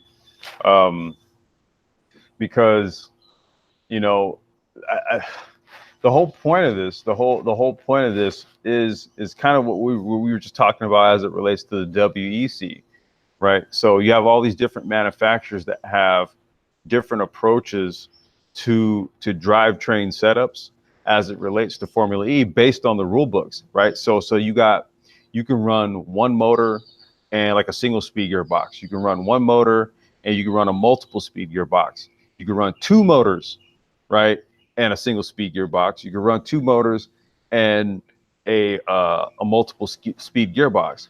All these configurations have their advantages and disadvantages, right? One being if you're running two motors, you're running a heavier weight. You know what I mean? But this is what the rules stipulate. So if everybody's opting to go for like a single motor, multiple gearbox setup, stuff like that, and then Nissan kind of figures out how to make a two motor setup work, and then next thing you know, they start out qualifying everybody. Okay, well, look, they did that based on the rules. So don't then turn around and lobby the rules that are already established, right, to penalize Nissan for being able to capitalize on it. Right, but Nissan hasn't turned that into wins. Um, Buemi is a good driver, Yeah, but I mean this season it's been about Jean Eric Verne. Burner. Yeah, It's been about DS Techeetah. So Nissan has been they've been getting poles, but they haven't been getting podiums. So maybe Nissan has not figured it out. And if you read that article, he points to it. He says, "Well, when we're not worrying about power management for qualifying, we do great. When we do have to worry about power management for running the entire length of a race, we're mm-hmm. falling short. So maybe they don't have it figured out." Well, I was gonna say, I think that's where it comes down to, that's race strategy. Hmm. Just like in traditional racing or conventional racing, right? You do have to account for fuel consumption, Right. fuel management, right? So in this venue, you're gonna have to account for energy consumption vis-a-vis your battery power. Which is one of the things that I really love about the Formula E, man, because to me, Formula E really brings back a lot of the best parts of Formula One, Mm-hmm. where it's high power, it's racing, it's technology, but it also blends karting. It's so much pure racing because everybody's starting off. You, your your your basic tech is like it's pretty much everyone has basically the same base the same bottom sheet, right? Yeah. The same clean sheet. So it's really coming down to the driver. The uh, the power management, yeah, but you really see how much the driver's skill, like it really reminds me a lot of what you said about karting, because when you watch the Formula E races, guys are lifting early and they're coasting more and they're carrying more momentum through a corner. It really is such pure racing. Yep. Yep. And then there's also, and a lot of what they're doing is that they are they're regenning, right? So they're Right. trying to pump as much energy back into the motor by not braking, but like you said, braking early, but coasting in, because when you're off throttle and the car's going forward, that there's energy being spun back into the battery. So there's also like what they call it hypermiling, Hmm. right? Where you're actually driving in such a way where you're recapturing whatever lost energy there is to dump it back into the battery. Now, if you're running two motors, on average, you're going to be consuming more power than a lot of the other cars out there. And so I think Could be heavier too. there's heavier, right? So I think what you've got is in qualifying, because you can just go balls out. Hell yeah, Nissan's going to get on pole easily, right? But then through the course of like a 30-45 minute race, the course of a 30-45 minute race, though, you got guys that are running like maybe like they're running a single motor, well, I don't know if anybody's running multiple gearbox setup. So they're running like maybe like a two gear gearbox, right? Hmm. They're not running anything more than that. But if you're running single motor, two gear gearbox, there's a little more wiggle room for you to play with, especially when the Nissan start lagging back, because a heavier car also is going to give you more tire degradation. Right. So what happens is, I think there's a lot of, well, give Nissan 10-15 laps, right? Go ahead and give them the 10, 15 laps, and then next thing you know, yeah, we'll start to eat them up. And I think that's really what it is. I think it comes down to the engineering, race strategy, and race craft. How do you take qualifying at the top and then translate that into and translate that same performance Exactly. into the race? And it's kind of harder to do that. And that's what's happening every race. Yeah. Sebastian Buemi is always at the top. Either he's on pole or he's very near the top. But then as the race goes on, he starts to fall back. Yep. Fall back. And Jean Verne reels him in. He reels Yep. him in every race. Yep. All right, this next one is from Autoblog.com. Toyota's president will race a GR Supra at the Nürburgring 24 hours. Hey, that's going on right now. Yes, it is. Akio Toyoda, over the years, has professed his love for speed and racing, which is noteworthy because Toyota, the company Toyota helms, has for many years been most known for making beige and boring automobiles. But Toyota has been a steady path to change. That with the automaker turning out some legitimately exciting and interesting automobiles. If you're still in doubts of Toyota's latest efforts and claims, what he's about to do may just change your mind. Coming up this weekend is the world-renowned annual ADAC 24 Hours of Nürburgring, and of course, Toyota's Gazoo racing team will be participating. Will be participating, particularly with racing specification GR Supers. Pairing at the list of primary drivers reveals some genuine talent on call, including the likes of famed racers Takeshi. I can't pronounce his last name. Tsuchiya. Soshia Mm-hmm. and Mashiro Sasaki and Nayo. I don't know how you pronounce this guy's first name. Naoya Gamoyo. Those are all right. Japanese. They're all Japanese drivers. Yeah. Well, I thought they were ADOS. Along with the well-known ELN endurance. Pour out the libation. Melanin Just to name powers a few. activate. Oh shit. But there's one name that raises an eyebrow among the team roster, an odd Mr. Maruso.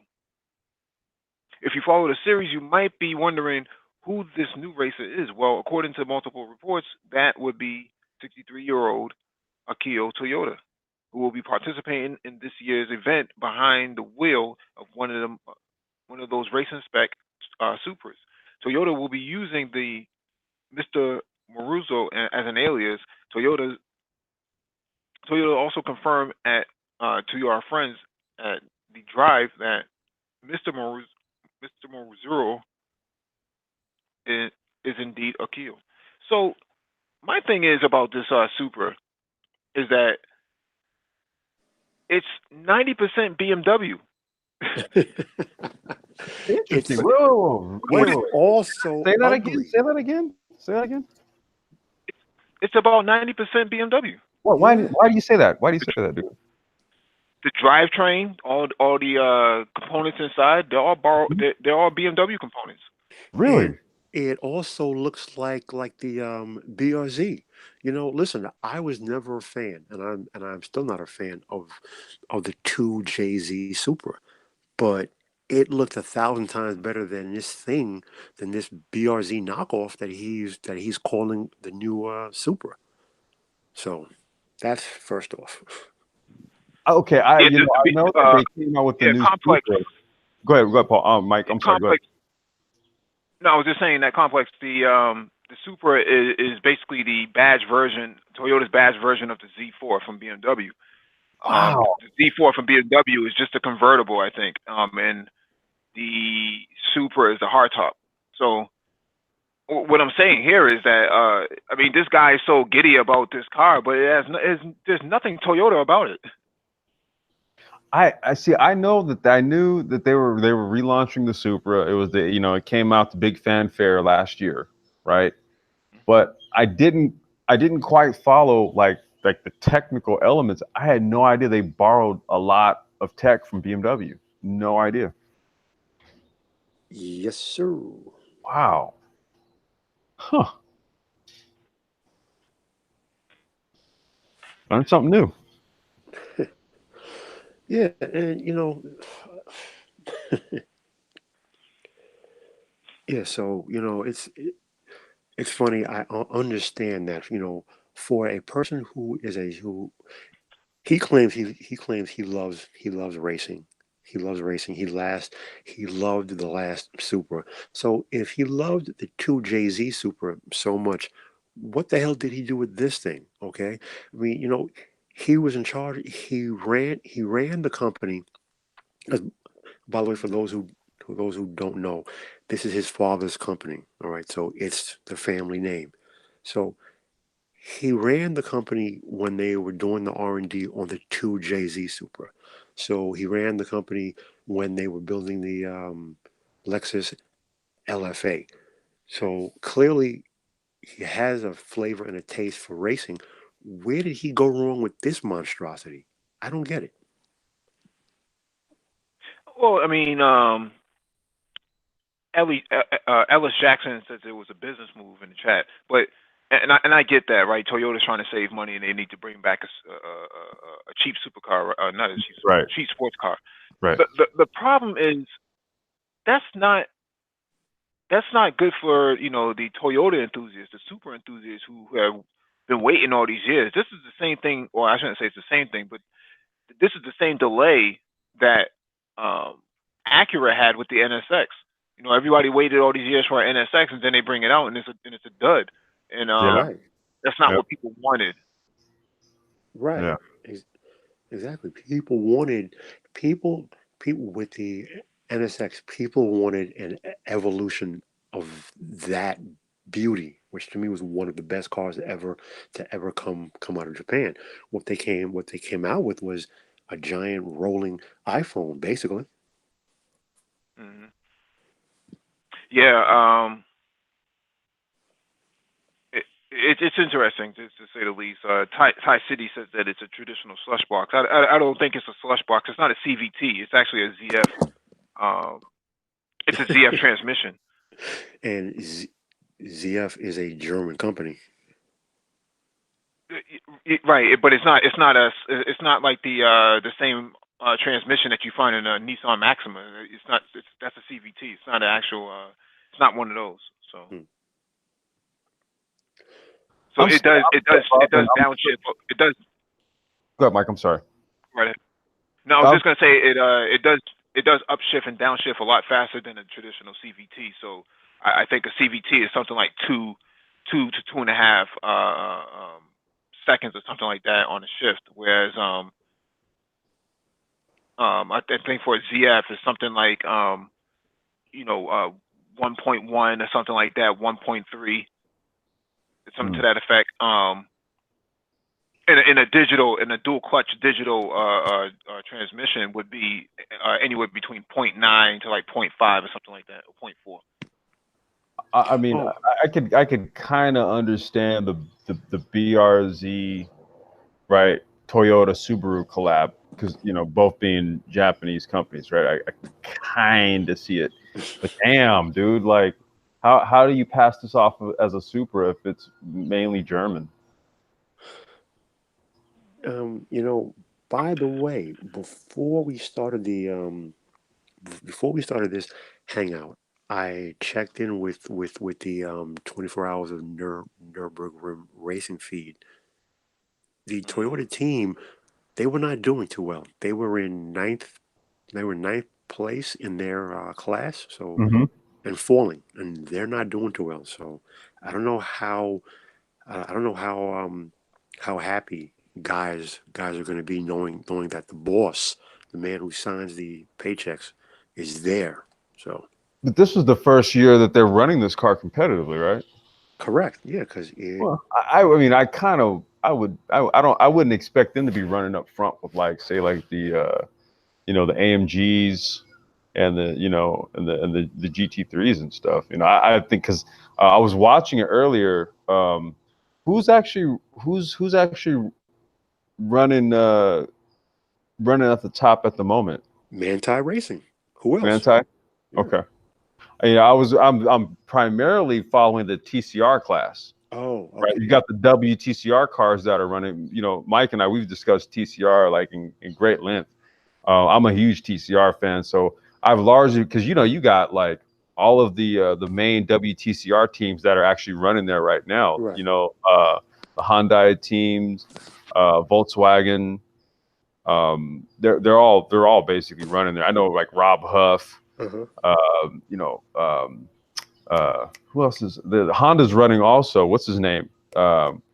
Guerreri from Argentina. He runs with All Inkle, the team out of Germany, Munich Motorsport. Okay. They're all right. Yeah. That's the class that I'm actually following right at the moment.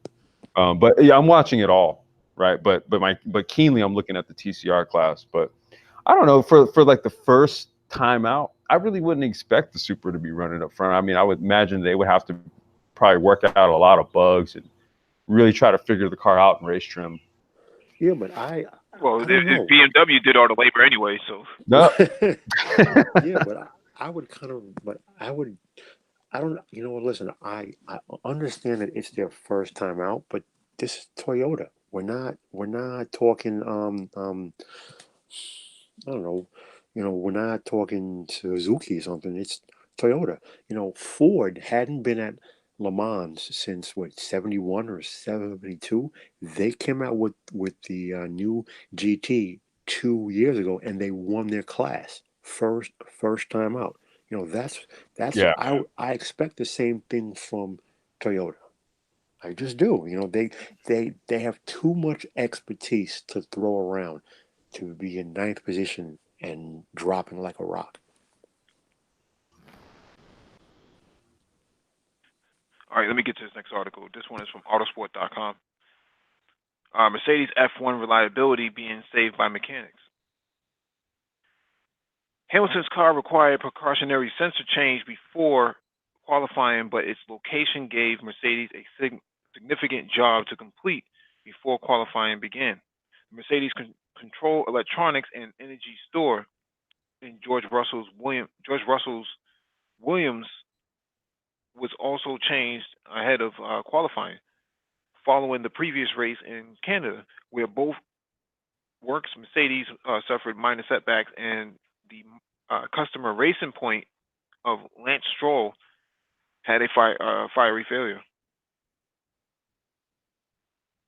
Asked by Autosport if these pointed to reliability concerns on where coincidental individual problems, team boss Toto Wolff said it's individual things happening and they are not all related to the power unit. They were power unit and chassis.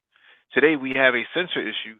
That was unfortunate because we need to take the whole engine and gearbox off the car and then disassemble these little switches. You can quickly have a finger problem there, and then you carry a problem into qualifying or the race. This is why the mechanics in the garage have been really diligent. They have on a few occasions saved us, and it's something we need to get on top of, and that we avoid these issues. Although Wolf wants Mercedes to be slightly sharper on the reliability front, the team has not suffered any tangible consequences on track. Hamilton won in Canada, albeit after Sebastian Vettel penalty, despite the need for a hydraulic system change in the morning. In France, Hamilton's car was completed and ready to go in qualifying without a late rush, and the five-time world champion went on to claim pole position. Hamilton led a Mercedes 1-2, narrowly eclipsing Valtteri Bottas as the team enjoyed a commanding advantage over the nearest rival Ferrari. So Mercedes and Mercedes and reliability issues. Where have I heard that before? You know, Stop. well, look. You know what? I think nothing ever goes off completely without a hitch. But all you have to do is just look at the fact that Lewis Hamilton keeps claiming pole after pole after pole, and if it's not him, it's Bottas, right? So it's like, honestly, I think they're overplaying that. I don't really think Mercedes has like made that's a major problem like that. It really, because it hasn't stopped them from qualifying on top, running up front, and winning. It really hasn't. I think I would even say that Mercedes might have even like plugged that article in there, right, to kind of deflect some of the criticisms that they get for having just a superior car. Like they're saying, oh yeah, we have problems too that we have to sort out, and not everything is just 100%. But the truth be told, just look at the results so far this year, man. Mercedes is in a class of its own.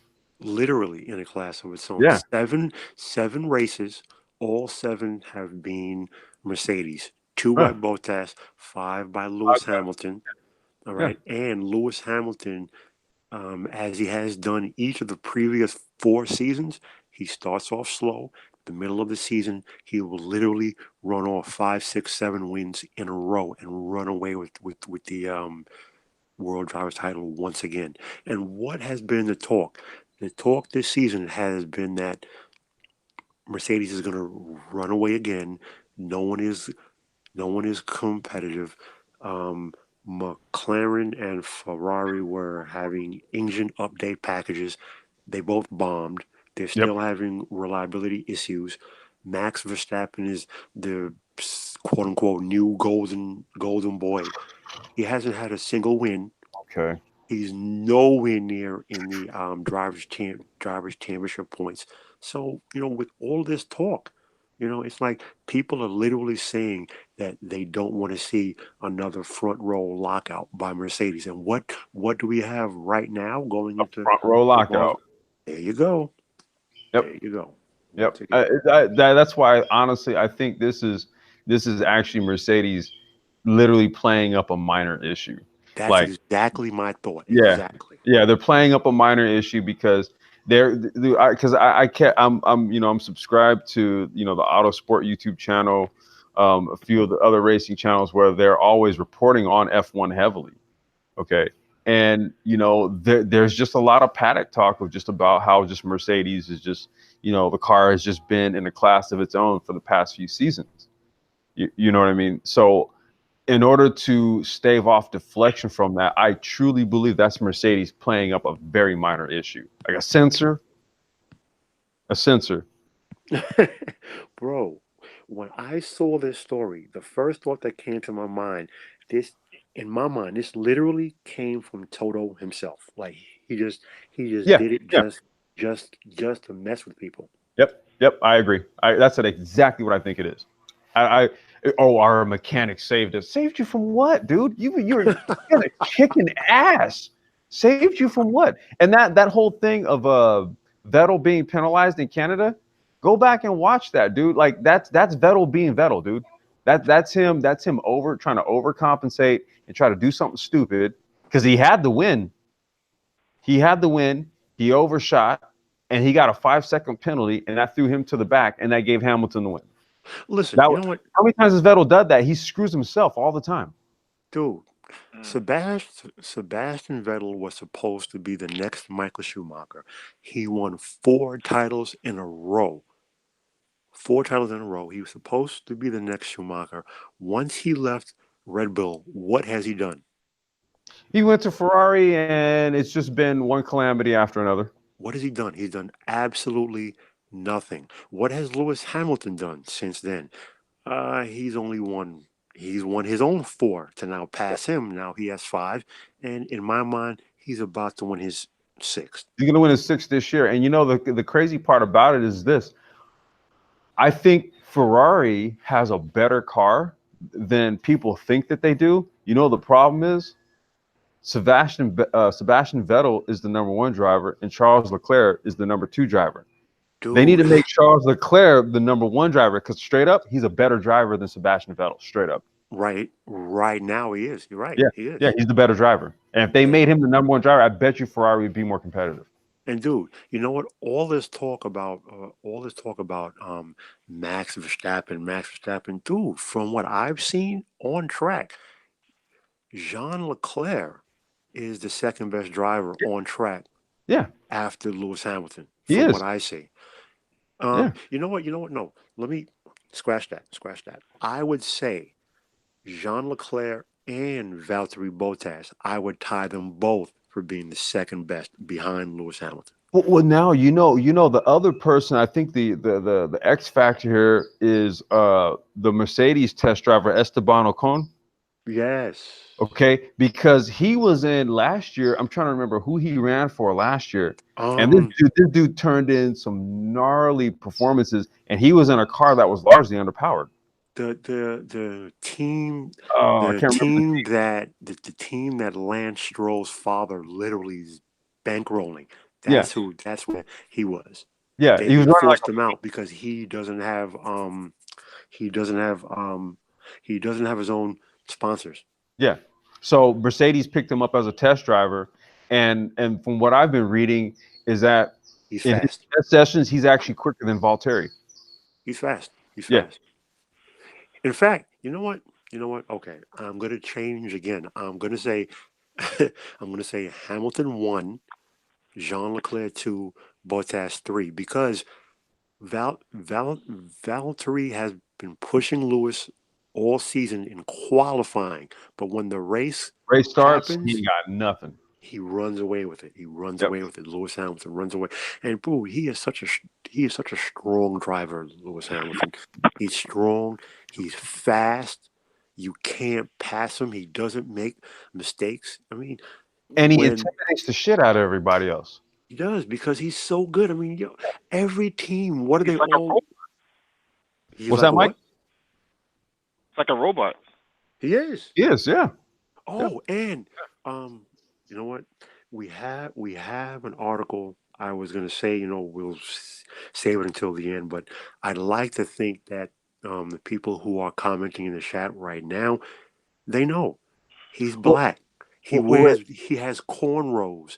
He parties with supermodels and rappers and musicians. yeah.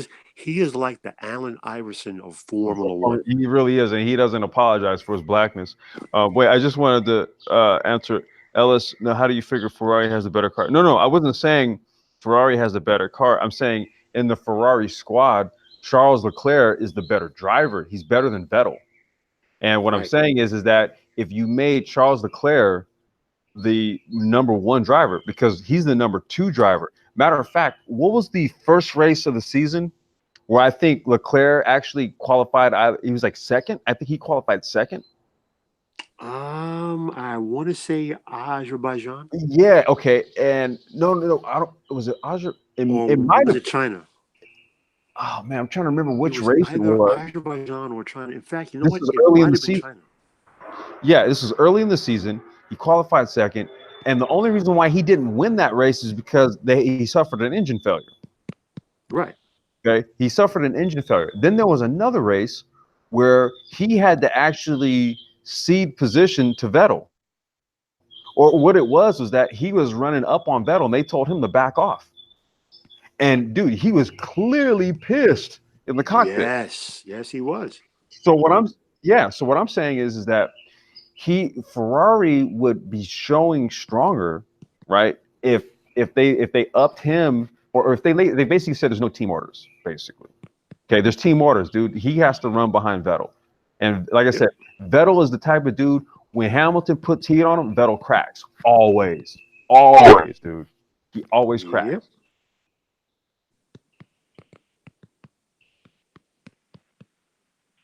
All right, let me get to this next article. This one's from the Telegraph. Lewis Hamilton beats Valtteri Bottas to French Grand Prix pole as Sebastian Vettel struggles to seventh. I think, Ulysses, you have a lot of feedback. No, I think that might be pause time. I'm muted. Yep. Sorry. Must be cooking some. Yeah, he must be cooking some bratwurst or something like that. Barely had Lewis Hamilton swept No, it's a no, record. it's Wakanda bratwurst. I overstand. Barely had Lewis Hamilton swept to a record extending 86 pole position yesterday than he insisted. I'm not untouchable under Toto Wolf. It is it is an article of faith at Mercedes that even when the car is crushingly dominant, the drivers are still encouraged to show humility. Who wrote this fucking thing? Are you kidding me? Oh, this is from the Telegraph. That explains it. Damn, this thing makes my head hurt. The evidence at the circuit, Paul Rickard, though, casts no doubt on Hamilton's verdict. On this form, he is making a sixth world title this year look almost a fait accompli. Hmm. Such is the gap he has on his pursuers. Hamilton could afford to be briefly blown off course by high winds on his final flying lap, but still set a track record of 1 minute 28 seconds. He dedicated the pole to the late fashion designer Karl Lagerfeld, whose Paris memorial service he attended last Thursday. Tellingly, with Ferrari an extraordinary 123 points back in the constructors' title race, Hamilton also indicated that his only rival left in the drivers' championship was his teammate Valtteri Bottas. I do feel strong each weekend I feel I start on the right foot, but Valtteri goes and puts in bullshit laps or bullshit good laps. I'm constantly being pushed by him. As for Ferrari, he appeared to believe the challenge we as a team have not been pushed as hard as we would like to be by others. Nonetheless, there is still the battle between us. In many of the races, there has been half a tenth to a tenth and a half between Valtteri and I. So I still have my work cut out. I still have to deliver. The work ethic exactly the same. The stress is the same as if we were fighting with the Ferraris. Hmm. I'm not gonna read this whole thing because it makes my head hurt just reading it. But Lewis Hamilton, Paul, you speak highly of him. We all love to see brothers, doing big things. He's on his Kawhi Leonard cornrows and the Bro, Lewis Hamilton, I mean, okay, where do I start? In 2008, he became the youngest driver ever to win the Formula One World Drivers title. He was 1 point away from being the first driver to win it as a rookie. In the history of Formula One, no driver has ever won it as a rookie. In the second to last race of the season, he had a substantial lead in the title, in the World Drivers title. His car, he admitted he made a mistake. Ron Dennis wanted him to come in and change tires. He stayed out too long. He wore his tires down. He spun out, Yep. and Kimi Räikkönen won the race. In the very next race, I think he had to either win the race or come in second. And I believe he had a mechanical failure, and he lost the title by 1 point. That's how close he was to being the first rookie ever. And I said, wow, this dude, he is going to replace Michael Schumacher. I saw it then. I was right then, and I'm right now. He's 34 years old. You see the cornrows. Now he has the tattoos. He partied with supermodels, rappers, movie stars, singers, they get on planes and come to his races to party with him because he is the Yep. first and the only black guy who is a Formula One driver. Okay. He has good speech, excellent diction. He does not talk like slavery ended yesterday, even in England. So he does not speak with a Cockney accent. Yeah. He does not speak posh, but he speaks clear, coherent, the King's English. And he's so dominant. He is so dominant. Like you said, teams literally during races, they say you'll hear drivers say, "Where am I opposed to Hamilton? How far back behind Hamilton am I?" Teams, I've only ever heard other drivers say that about Michael Schumacher.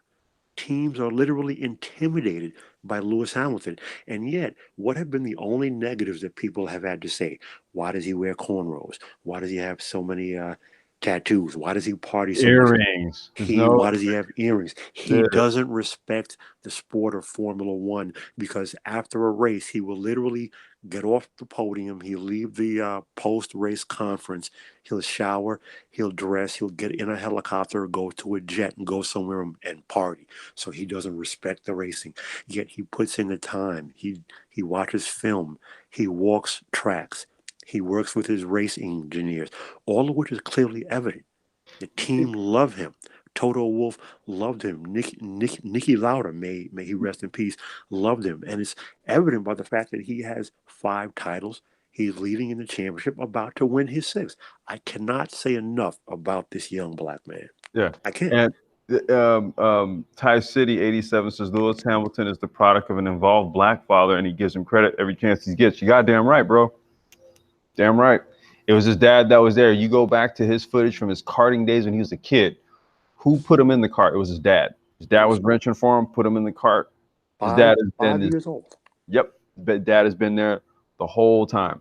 You're damn right. And his dad is right by his side to this day. You know, Ellis Jackson in the chat says, exactly, but in YouTube videos, I see people talking about how they don't like his personality. It's not his personality, man, that they don't like. Right. It's the fact that, one, he does things his way. He does what he wants to do. As I said, he is the Allen Iverson of Formula One racing. Okay. Lewis Hamilton puts in the time. He watches film. He does practice. He walks the track on race day weekend. He works with his race engineers to test the car. During testing, he is the first man there and the last man out. During all-season testing, he's there early and does his. I'm sorry, Mike. Go ahead.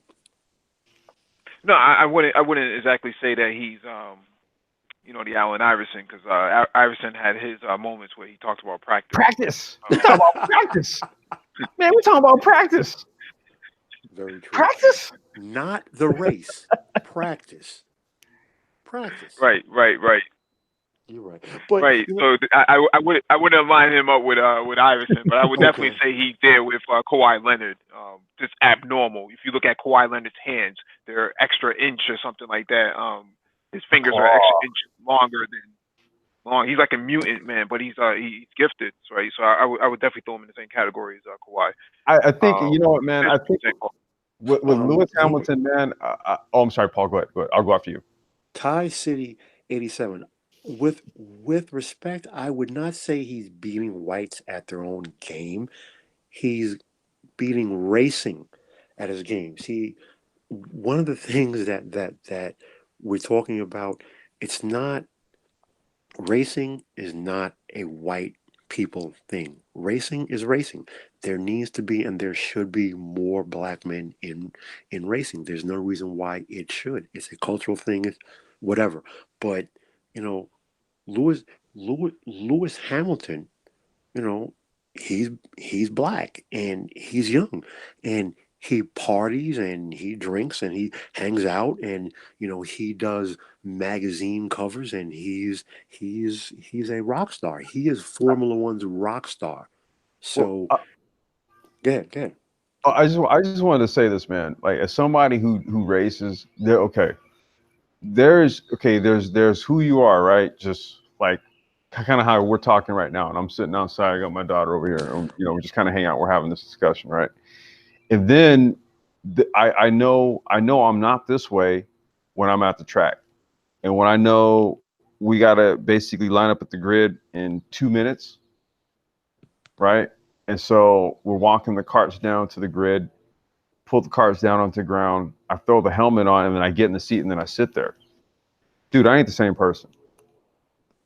I was just straight up. I'm not the same person. And that's the thing about, you think he's the rock star partier, all that, when he throws the helmet on? Hell no. Yeah, because he is every bit. I would say he is almost every bit as aggressive as Michael Schumacher. Because Schumacher, and I love Oh me some man. Michael Schumacher, Yep, but me there were too. some times where that dude was a little dirty. Oh, I mean, dude, Schumacher was, I mean, to the point where, dude, winning was literally everything for that dude. Yeah. It was literally everything. So that even meant that, you know, maybe slightly blocking somebody in qualifying, Slightly. right? And I'm being polite. Right? Because he knew that if it came to race day, right? See, because look, he figured, okay, I could beat you in the race, right? But by not out qualifying you, that does put me at a disadvantage, right? So I'm going to have to fight to beat you. Whereas if I can take advantage of any sort of situation now to put me up front at the beginning of the race, then you need to beat me. That's how he thought. Mm-hmm. I just want to touch on what Paul said about why more blacks aren't into it. Because they live in the urban centers and there's no place for them to actually race at all. Right. The racing is almost remote for them. You know, the quickest thing that they have access to is a basketball court and a football field, Right. in the Boys and Girls Club, and that stuff does not promote it at all. Right. I got into racing because I had something small, right? I had a RC car, RC cars, and yeah. we used Mm. we use scrap lumber and stuff like that, and vacant lots, and Yep. basically turn those into our own racetracks. Mm-hmm. So it was pretty cheap. We didn't have to spend any money, and all it required was just labor, right? So elbow grease. So I say all that to say that I think there has been talk over the years with the DC mayor Crackett? what's his name Oh, I'm sorry. what's his name um DC, damn, I can't remember his name. He talked about, before he died, he talked about, the guys on dirt bikes in the hood, that the money the money that the city uses to chase these guys down, you'd be better off, creating a dirt bike arena for them to Yep. actually ride their, Motocross. to go in there and ride their bikes. Yeah, so they can get into motocross. Yep. Why Yep. not? And So no, Mike, I'm sorry. Again. no, I was just saying that touches on these issues, and that's the only reason I got into racing, is because of that. So in the magazines, the magazines actually help, create a picture of what I wanted, what I should be seeing.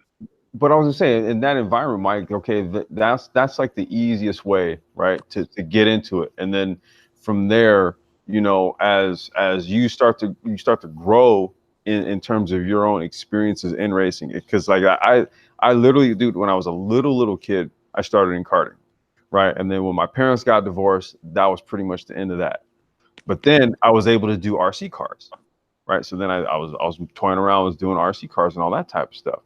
But I didn't live around any tracks, like you were saying. See, all the tracks are always going to be out. They're going to be outside of the city areas. Like in LA, for example, they have a noise ordinance, right? So the carts all the kart tracks are outside. They're all outside of the city areas. You have to literally go out into the suburban areas, and then maybe out into like the high desert areas where like Willow Springs and Buttonwillow is and stuff like that, because you can go out there and you can have 125cc cars just wailing and no one cares, right? Because it's not as if there's people who live right next door who are complaining about the noise or something. So but inner city kids don't have the resources, one, to acquire things like carts, right? Or to have like legit like racing dirt bikes and then have the whole kit, the trailer, the truck to take the stuff out to the track, tools, buying race fuel. You got to buy a drum of VP race fuel to run this stuff. Which is Dude, pricey as hell, but pricey as hell, dude. It's like $100 a drum. Yeah. You know what I mean? That's what we got to pay. We run 98 octane VP race fuel. The shit is like it's $97 for a drum of it. Yeah. You know? So it's like you if you can make it more accessible, I think that would be one way that you would actually have more access to it. Now, I try to do with my operation, and I'm in the midst of, getting it restarted, and based on what my situation is now that I relocated, but what I ultimately am looking to do is have a fleet of carts, right? And so all you need to do is just show up, just bring your suit, bring your shoes, gloves, helmet, suit, all that stuff, all that, bring that. The cart will be set up ready to go for you, right? In the event that it's something where you can't get all the stuff and then have everything together and then drag it on out to the track and just, have the track support and all that. It's like, for me, I'm trying to do things to accommodate more young Black youths to come into this, Right. And that's like the thing um that's the thing that we keep talking about, how ultimately it's a cultural thing. So, for the vast majority of Black people, the last thing that they're thinking about is racing. The last thing that they're going to talk about or want to gravitate to from a young age is racing. But if you're exposed to it, Lewis Hamilton said his dad took him to the track and got him involved in kart racing at 5 years old. Yep. Okay, and he said he was 7 when he met that other d-bag, Nico Rosberg, and when he was 12 or 13, he actually raced against Sebastian Vettel. Yeah. In karting. So, but when you're exposed to it, when it's part of your culture, bro. I told you in the email, I love racing so much. I watch motorboat racing. I watch tractor pulling. That's racing. I love racing in every form. I will sit there for 2 hours and watch tractor pulling. I love all forms of racing. But so it's a cultural thing. So whether it's like you said, in the inner city, most Black people, they're not exposed to it. So I would really love to see that change. Will it? I don't know. But for those who are into it, enjoy it, man. Yeah. Well, Yeah, I mean, I think go ahead, Mike. I'm sorry. no, I was just gonna say I think there's an opportunity for this on a continent, and I say all that because there's so much untapped, underutilized land that is just sitting there. Even you have not dead airports, but decommissioned airports and stuff like that that's just sitting there. Right. Could be completely repurposed for those reasons. I think there's a F1 a Formula One track in South Africa Yep. or in Right. or Zimbabwe. Yep. Yeah, Trust me, Mike, I've kicked around the idea in my head so much of building a kart track in Africa, dude. Like, I'm not even bullshitting you. I have.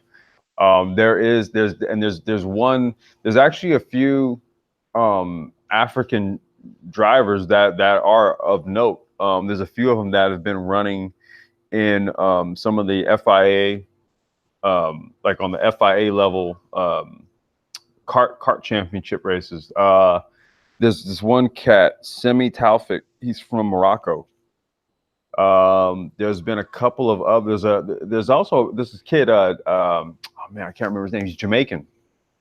He's running at a pretty high level in dude, FIA. Okay, we're talking about, that's literally the top level here. So Right. there's actually a few Africans and there's a Jamaican of note that have been running at a high level in FIA karting. So, but I've kicked around the idea of this, man. And if you look up like karting in Africa, you'll see like there's some stuff going on out there. But man, like you said, just because of the sheer amount of land that's available for development, I mean, you could build a world class karting facility, man, for way cheaper than you could probably you could do it here in the States or something. Right. And bro, it's exposure. You know, listen, I cannot say enough about Lewis Hamilton, but what did he have? He had exposure. Okay. So how many, you know, Ayrton Senna, same thing. Grew up working class, all right? But he had exposure. So how many people, how many young boys, because you literally start as a boy, how many young boys are on Africa right now who don't have the exposure? If they were given the exposure, okay, they could develop and possibly run in Formula 3, Formula 2, maybe even Formula 1 or WEC. How about seeing the first black driver in WRC? How about that? Wow, dude. Well, rally cars, man. I mean, hey, I don't know about you, but I you haven't look seen. I don't know of a ever, single. ever. Now, this what's interesting. Like in the islands, man, Jamaica, Bahamas, and all that. They You know, rally, yeah, and no one knows about no that. one knows They about it. rally That's a there. trip, dude. For the next one, we may need to uncover some of that and talk about it, man, because Yeah, there is a strong motorsport culture. Like, um, dude, the Puerto Ricans are deep into drag racing, bro. yeah, They are hardcore with the drag racing. Jamaicans, like I said, a lot of the brothers from the islands and stuff, they do a yeah. lot of circuit racing and rallying. They damn Yeah, sure do. you just don't hear about it. Yeah. All right, Mike. All right, let me get to this next one. This one's from New York Times. Why electric scooters and bikes are finally coming to New York. A chance of well, what the hell is this?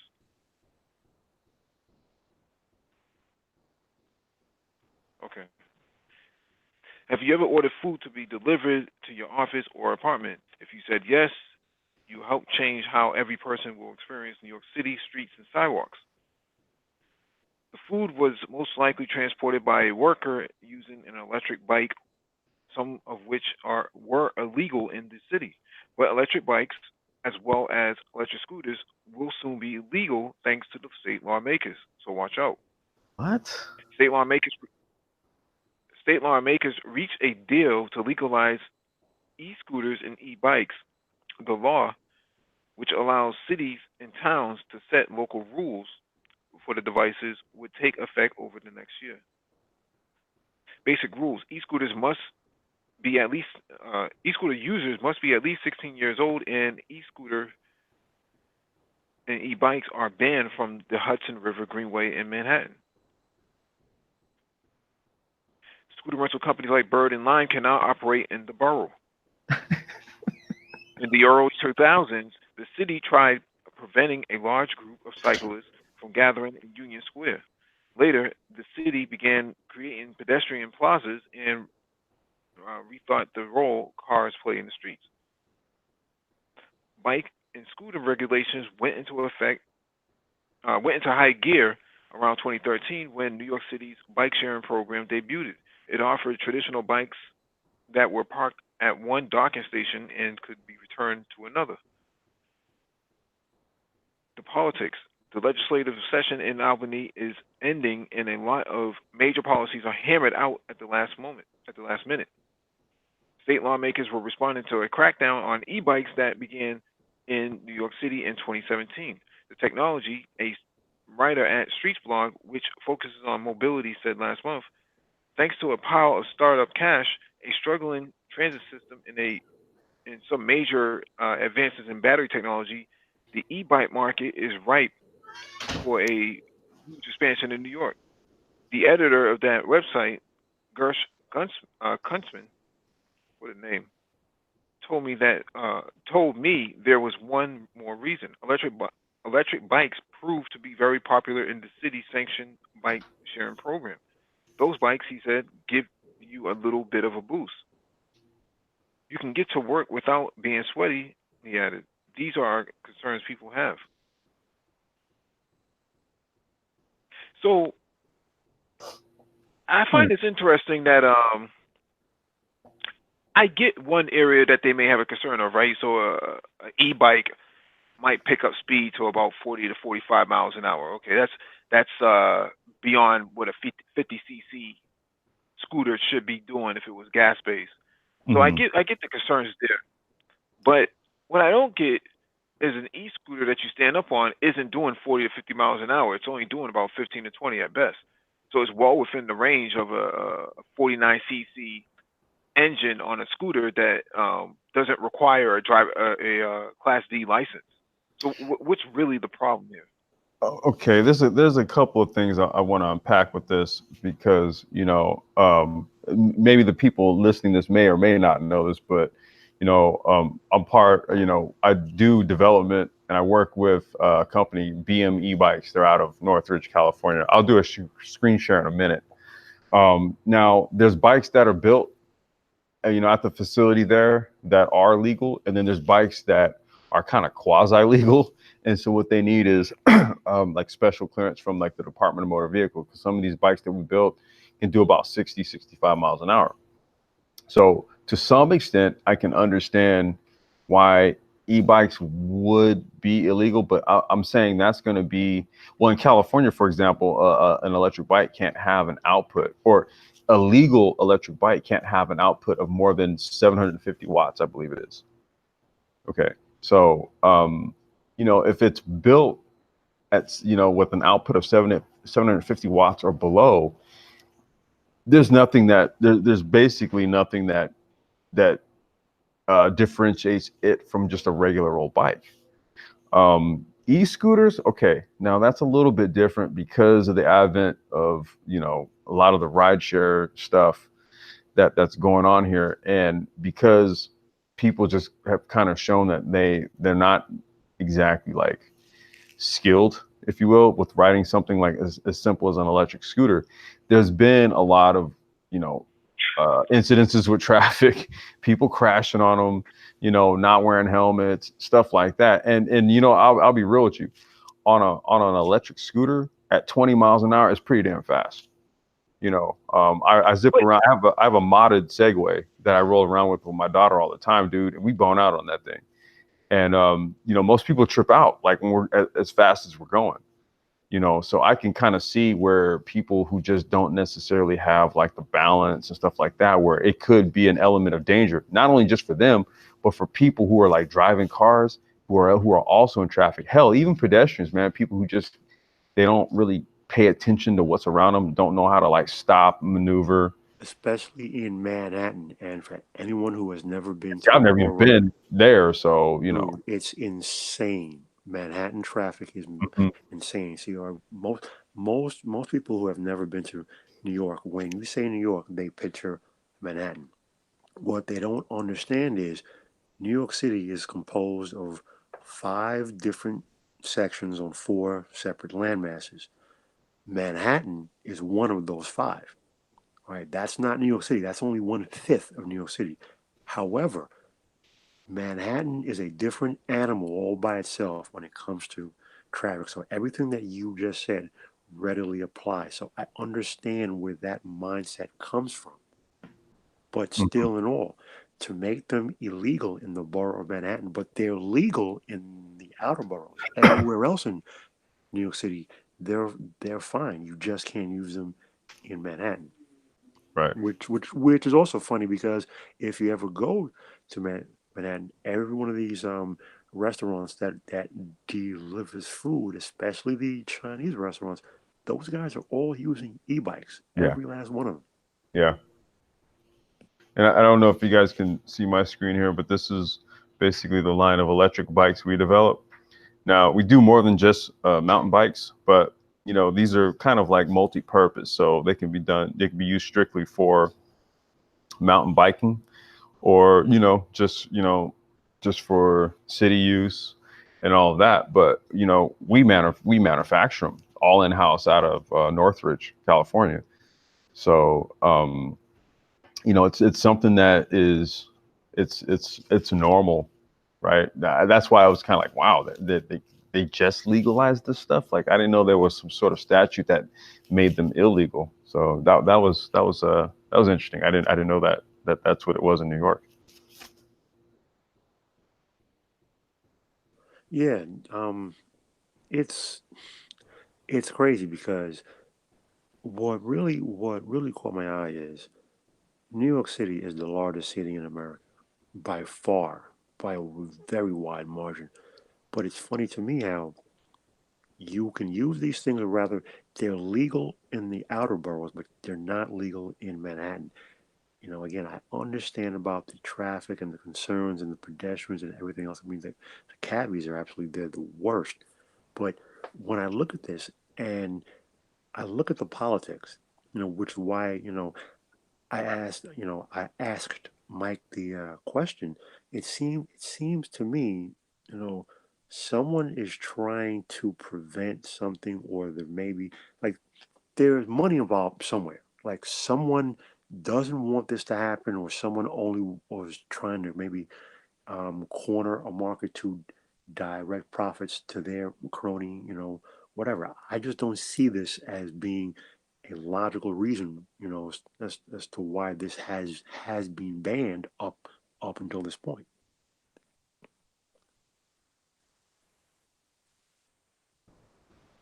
Yeah, I mean, I largely just in my view, let's just take for example, with Bird, a company that I'll use past tense. I contracted for because now that's all as of this week. That's all done and over. Mm, But so now I can kind of speak more freely about them. So one of the things that well, let's look at the impact that say Bird had on the traditional um, rideshare market. So let's say in Santa Monica, for example, during like a surge, like a surge period, a 5 minute, 7 minute Uber or Lyft ride mm, would cost you maybe $7 or $8, right? During like a period of like high surge, maybe like morning traffic or evening traffic, or maybe like right. weekend or something like that, right? So in that 5 to 7 minute ride, maybe you had to go like 3, 4 miles, Mm, right? It costs you $7 or $8. And you hop on a Bird scooter, and it's going to cost you maybe $1.85, $2 tops. See, so what happened is that Bird actually started eating into Uber and Lyft's profits. ah. Yeah, And Manhattan being Manhattan, I know Uber and Lyft have to be yeah, eating yeah. lovely. Yep, yep. They So think have about to. it. Now you get these little electric scooters in. People don't need those short distance rides, right? Where even though you're going a few miles, you're going to be sitting in the car for about 10, 15 minutes. In Manhattan, in Midtown, Hmm. during the day, absolutely. Right. So you get on the scooter, you just ride down the bike lane, and that 10, 15 minute ride now just ended up being like 3, 4 minutes, and you only paid, like I said, tops $2.50. They, they, Yeah, and the thing is, yeah, and the thing is, in Boston, I see professionals, in the financial district riding those e-scooters. They have no qualms about, putting their briefcase on their back, or their laptop bag on their back, and and rolling into work like it's nothing. Fold that scooter up and then bring it upstairs. That's like a thing now. Professionals, with khakis and the button down, riding a scooter to work. Yep. Yep. You see it all the time in Santa Monica, down in mid Wilshire area, over near UCLA and all that. hmm Doctors, lawyers, accountants, all these types of people, they got their briefcase strapped across their chest. You got a little bike helmet on, and they're just boning out on a little scooter. The little just comment real quick. I want to read here. Section 31 exit. Can I call in? I know I got conspiracies about WS and their continued efforts to sabotage us, including. Dude, I don't know if that's applicable right about now. WS, are they talking about like World Rally Racing or something like that, or is that WRT? No, no, no. Supremacists of the white variety. Yeah, I'm not sure. I'm we're not trying sure. to we're trying to keep we're trying to keep Yeah, the conversation tonight in a different area than we would normally hear. Yeah. So. Yeah, when the Hotep checker flag comes down, maybe we might be able to talk about it. Final lap. Hold on, time out. So you're telling me, since we're talking about carts, complex, I wanted to ask you Sure. because when you were telling me about the carts that were that they had shifters and that like you would racing, all I pictured in my mind was like 4 or 5 years ago, the promo video, the Stig in his white suit, and Yeah. they modded out a Honda riding mower, and that thing was basically a freaking go kart, and and he was just tearing up tracks. Funniest thing I've ever seen.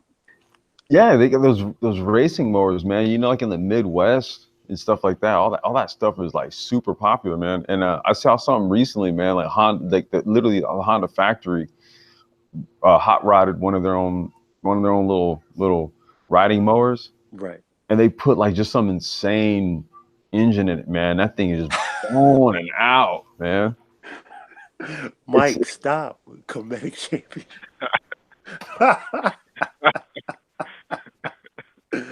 Oh no. uh, I wish Nicole was here. He'd be in tears right now, man. But The yeah, Millennium Power yeah. 500. Medic championship. Jesus Christ.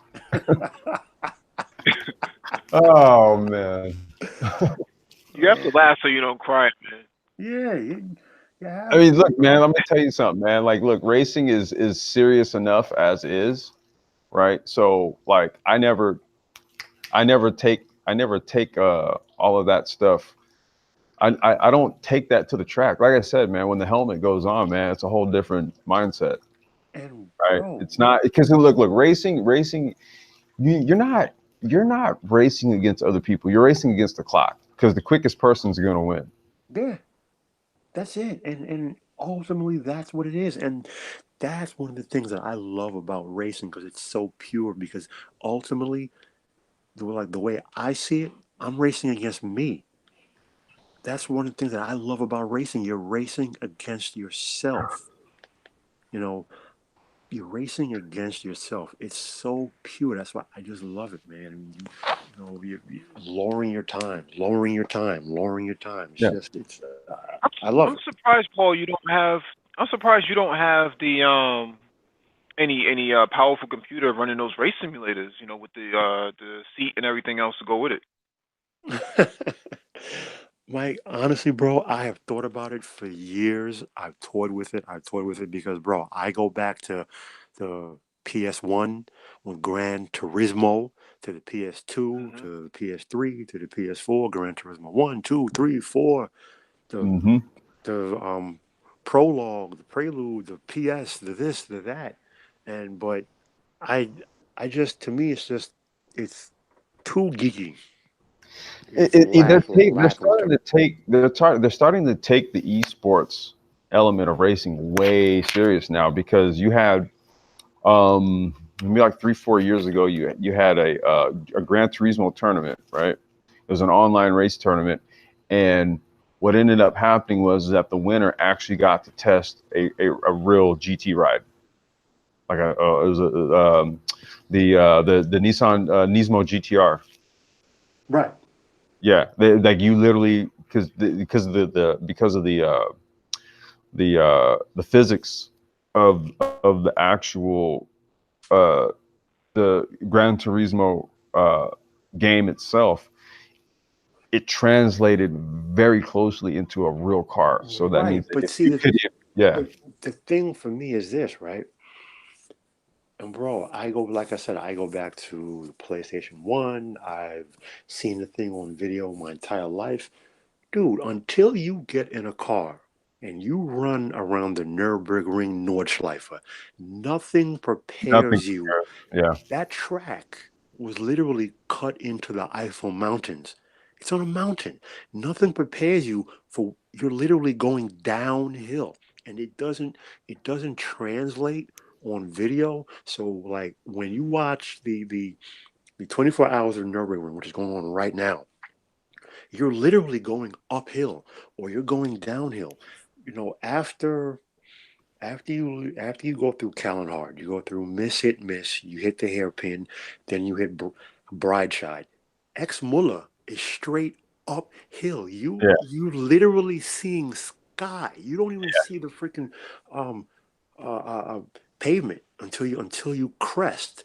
Then you have the straight until you hit the louder links. Then you hit Bergwerk. It's a right hand turn. You're looking up, and then Kesselchen, you're going up. Then you hit the style striker. Then you come around the carousel onto Hueacht. You're going uphill, and then from Wipperman down into the Eschbach and Brunchen 1 and Brunchen 2, you're going downhill. Nothing prepares you for that. No video game prepares you for that. A video game does not prepare you for the fact that 71 out of the 73 corners are negative camber. Yep. So when you make a right turn, the track is banking away down You're to going left. left. So Yep. when you make a left turn, you have negative camber to the right. So you can't load up the suspension before you apex. I mean, a game can't prepare you for that. So I don't see, and I've never understood how doing well on the PlayStation means that you're going to automatically run out and start doing sub 8 minute times on the Nordschleife. It just means that you have the ability to perceive things from a what they call depth of perception, or depth of like, as far as like eyesight. Okay, dude, Right. That's seat of the pants, like what you're talking about, because when I really started getting deep into all the finer elements of the Nordschleife, it was when the WTCC was running there. Okay, and what is that straight where it's like a 2 mile straight? What, on the Nürburgring? Yeah. The Dongahue. Okay. When you Which is the longest straight in the it's just world. It's the exactly. Mulsanne Strait has those two chicanes in it. When you watch what happens just on that straight, it's literally just like a high-speed chess match. Okay, you just see cars draft and pulling, draft and pulling, draft and pulling. Okay, and then you have to do all of that, and then you have to get ready to break into that right turn that comes up, right? There's no video game that's gonna prepare you for like the seat of the pants experience that you're gonna experience if you do it in real life. There's just no video game. There's no simulator, no video game, or anything that'll prepare you for that particular part of the track. I mean, let alone the rest of it. But that right there, shit. Nothing prepares you for when you hit the Hatzenbach complex. The first 3 or 4 turns, you're going downhill. So the car is picking up speed, but every turn is negative camber.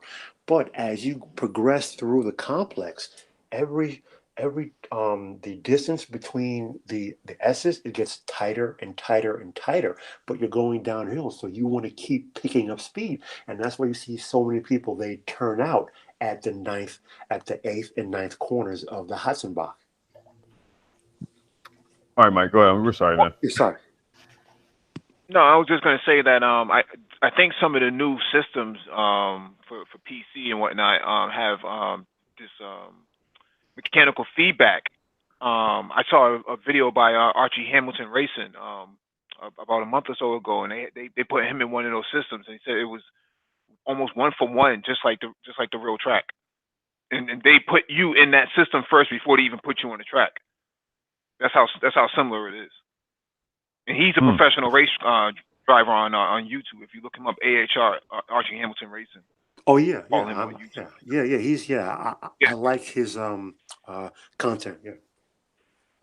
Yeah, I just hate the fact that he buys all these cars and then he does the same thing repeated over and over. He wraps it a different color, he lowers it, puts an exhaust system on it, and then he sells it.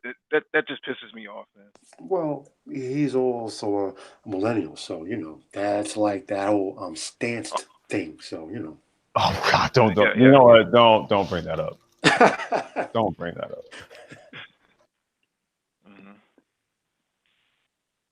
All right, let me get to this next one. This is the last one on the docket. This one is from Live About. Bill Lester, another one. The history of African Americans in NASCAR. African Americans comprise just 8% of NASCAR's fan base.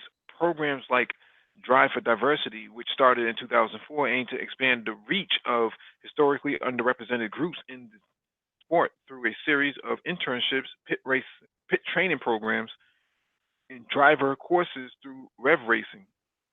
But even its supporters concede that Drive for Diversity has met with limited success. And as a September 2017 CNN report shows, NASCAR remains largely an insular sport. The following are a few notable African American NASCAR drivers: Wendell Scott, Willie T. Ribbs, Bill Lester, Darrell Bubba Wallace Jr. Let me speak to their profiles. Wendell Scott became the first African American to start a NASCAR race when he took the green flag on March 4th, 1961, in Spartanburg, South Carolina. But Scott had engine problems that day and did not finish. Not only was Scott the first and most prolific of all African Americans in the sport, but also the most successful. He went on to start a total of 495 races in NASCAR's top series from 1961 through 1973. On December 1st, 1963, he took the checkered flag at Speedway Park in Jacksonville, Florida, the first and only African American to have a NASCAR win until his record was broken in 2013. Scott also managed four consecutive top 10 points finishes. He finished no worse than 10th in the final standings from 1966 to 1969. Willie T. Ribbs, there was no African Americans in NASCAR from 1973 until Willie Ribbs started three races in 1986. Willie's first race was at North Wilkesboro Speedway on April 20th, 1986. That was the only race that he finished in his short career, 13 laps down and 22nd. Ribbs started two more races that year for the Guard Racing, but he suffered an engine failure in both. Bill Lester. Bill Lester got one Busch Series start in 1999, but he didn't land in a full-time NASCAR ride until NASCAR Truck Series in 2002. He made his first NASCAR Sprint Cup Series in 2006 when Bill Davis put him in a car for the 2006 Golden Corral 500 at Atlanta Motor Speedway in March. Lester began racing sports cars in the Rolex Grand Am Series in 2011, and on May 14th of that year became the first African American driver to win in any Grand Am division. He has since retired from racing. Interesting. Darrell Wallace Jr. In early 2018, Bubba Wallace became the first African American to race in the Daytona 500 since Wendell Scott in 1969. At the same time, he became the first full-time African American driver in the top NASCAR series since 1971. His second place finish at Daytona was the highest finish ever by an African American in Daytona 500, and it was the highest finish by any African American in a NASCAR top series in 47 years.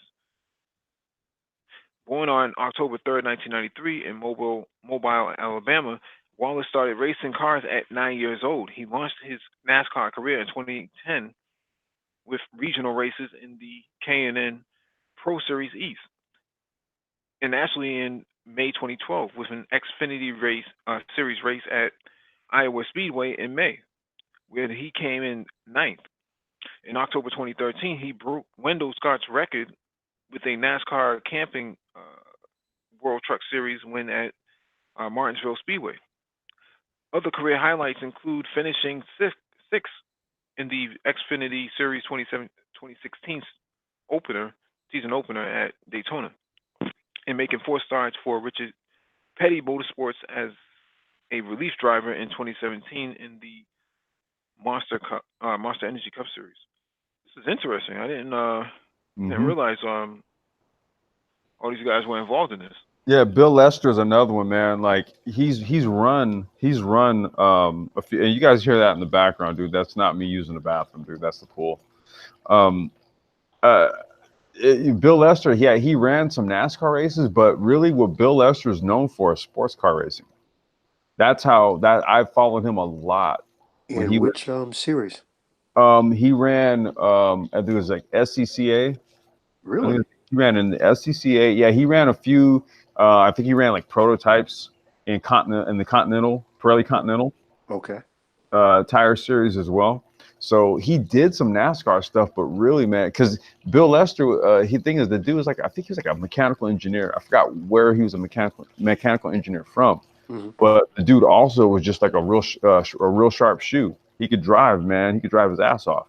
Nice. Um, so the thing about him is he was kind of always limited by budget in a lot of ways. He paid for a lot of his own seat time with a lot of teams, but he did run like prototype type cars in like And Pirelli Continental, I think it was. and that's the thing about professional racing. Once you get to a certain point, you have to you literally have to come to a team with your own sponsorship. So, It's we were talking, we spoke earlier about that kid Ocon, who was yep, he was that's the let fun he was a better driver and a faster driver than Sergio Perez, but Perez has that Mexican budget. billionaire Yep, and back the budget. backing him up and and the budget. So, I when I was a teenager, Willie T. Ribbs is the first black man I saw run at the Indy 500. He was the first black race car driver I ever saw. And personally, I've never seen another black race car driver on the professional level until I saw Lewis Hamilton in 2007. Oh, I'm sorry, 2000. Yeah, 2007.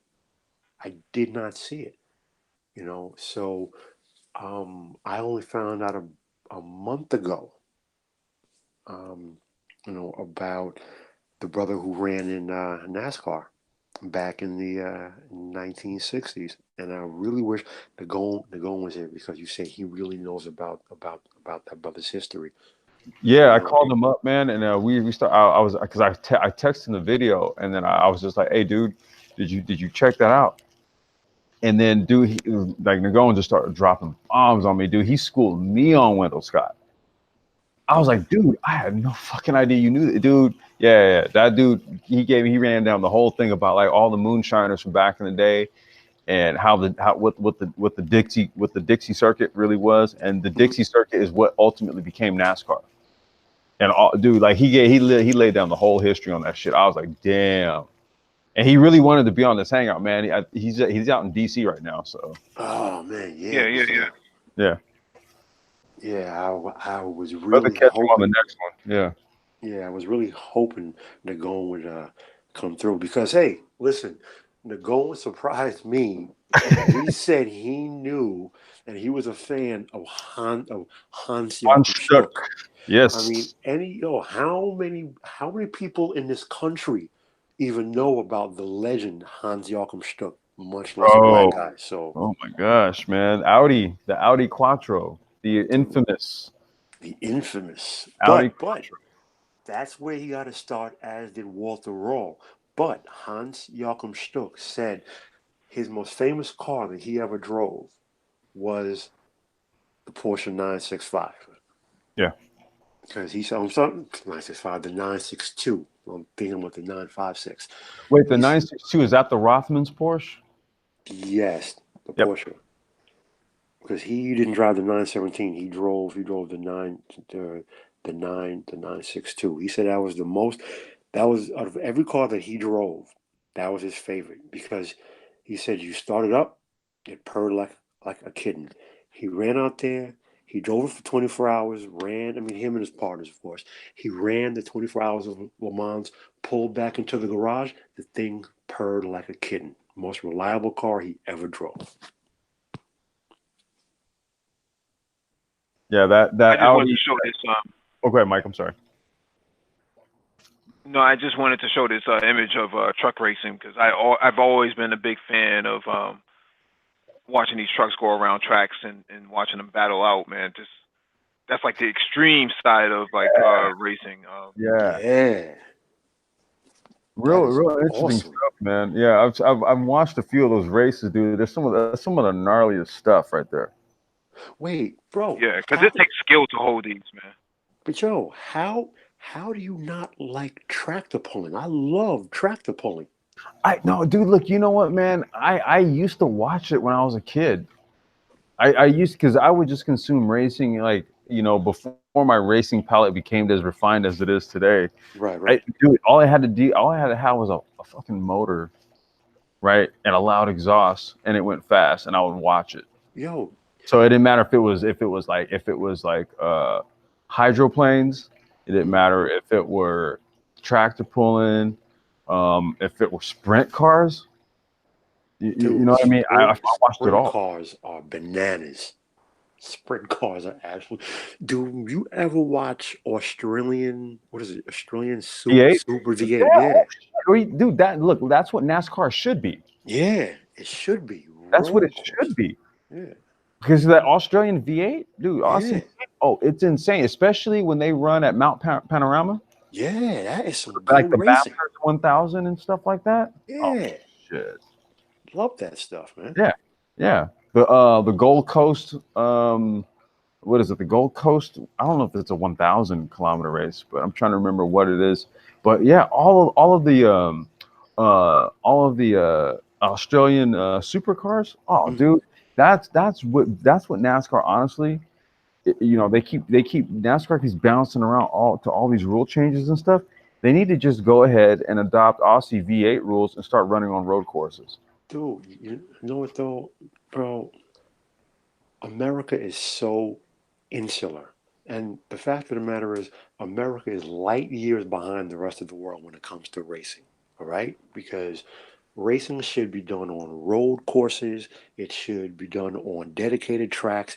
Running around a damn oval is the dumbest thing I can possibly think of. It made sense back in the time of moonshining, right? Right. It But made sense back then, but now look, you're running carbureted, V8s in with a 2019 restrictor plate. I with mean, a restrictor plate that's on an that's oval. insane. Like it's that well look, but then NASCAR wonders why it's just not catching on anymore.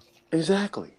They wonder Because why it's just falling in popularity, and no matter what they do to try to jazz it up, it's just not working. it's not. I mean, that's not racing through. I mean, even IndyCar and Kart, when they run on their road courses or they run on dedicated tracks, that's racing. Look how much people said when they brought the Formula One Grand Prix of America back to that racetrack, and they ran it on the Indy 500, and they have the infield course.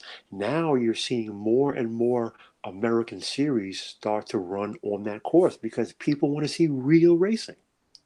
Well, I mean, the aim too is that if NASCAR if NASCAR is the pinnacle of American racing and it's on the decline, then That's that means that you've got a majority or a good portion of youngsters that are coming up looking to go racing elsewhere, hmm right? And if you go anywhere outside of the states, you're going to be racing on a road course. That's just what it is. You're not going to go to Italy and race on an oval. Sorry, not going to right. happen. You're not going to go to Germany. You're not going to go to the UK. You're not. Hell, you're not even going to go to places like Hungary. If you're like some of my favorite tracks are like the Hungaroring, for example. Just a very Dude, wide open, high speed track. dude, I watched an interview, and first off, Danica Patrick is not a good driver. She never was, and she Jesus, never will be. I didn't Okay, even think she was going to come up in this conversation. I don't know how, but the point that I'm trying to make is I watched an interview that Danica Patrick did, and she detailed her career path, and she was winning races. She was winning races, and I forget the name of the team that saw her, but they came to her and they told her parents. She said, "Listen, I don't know how serious you are about racing. But if you're serious about racing, you can't do it in America. Nope. Racing is in Europe. That's Yep. what racing is. So her parents told her, they told her, you need to move to England tonight and start running races. And she was either 12 or 14. And her parents put her on a plane and they shipped her over there. I think her father then quit his job and went over there with her just so she could pursue her career, and that's what she did, and that's how she ran. Now she's not a good driver. Okay, she can't hold Ab, Abby Eaton's gloves. She definitely can't hold Sabina Schmitz's gloves. But The if Queen of you Green Hell. the queen of the ring, Sabina Schmitz. She has done more laps around the Nürburgring than any person on earth, and she's an amazing driver. And she wins. She's not racing for Manti Racing anymore, but I digress. The point is, so if you are American and you want to get into racing professionally, you're gonna have to go over to Europe and make your bones and start progressing up the different levels. You know, it's mentioned you mentioned Abby Eaton. There's a girl who races karts Mhm. in you at the top levels in the UK, and I think she's gonna start doing some FIA events. Her name's Abby Pulling, and she's out of the UK. She is insane, man. Like that's where I want my daughter. That's what I want her on that level in karting. And when Mhm. it comes to the legit stuff, if she so chooses to go there, yeah, Sabine Schmitz. Yep. Sabine is no joke, dude. She's no joke. Dude, Sabina Schmitz is a beast. She is an absolute beast. Yo, if you've seen her videos on YouTube, she is a beast. If you ever got the chance when she used to run the BMW Ring Taxi, oh my Mhm. God, she is an absolute beast. And you know, Thai City 87 says throw John Force's daughters in there too. Yep. Yep. Yes, and we did not cover drag racing tonight, but I also do, me personally, I like drag racing, and I'll say this: the times that I have been to the track, and bro, you will see there are black guys there who drag race, who build their own cars, build their own motors, and they win races. Yeah. So you would be surprised.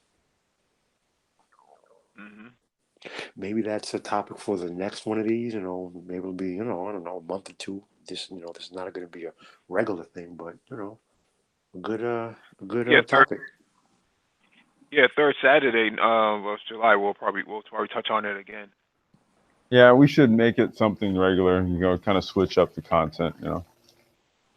Yeah, once a month is fine. Once a month is Yeah. Yeah, fine. yeah. We didn't get we did get five thumbs down, so Damn, Wow, five, dude? Really? 5?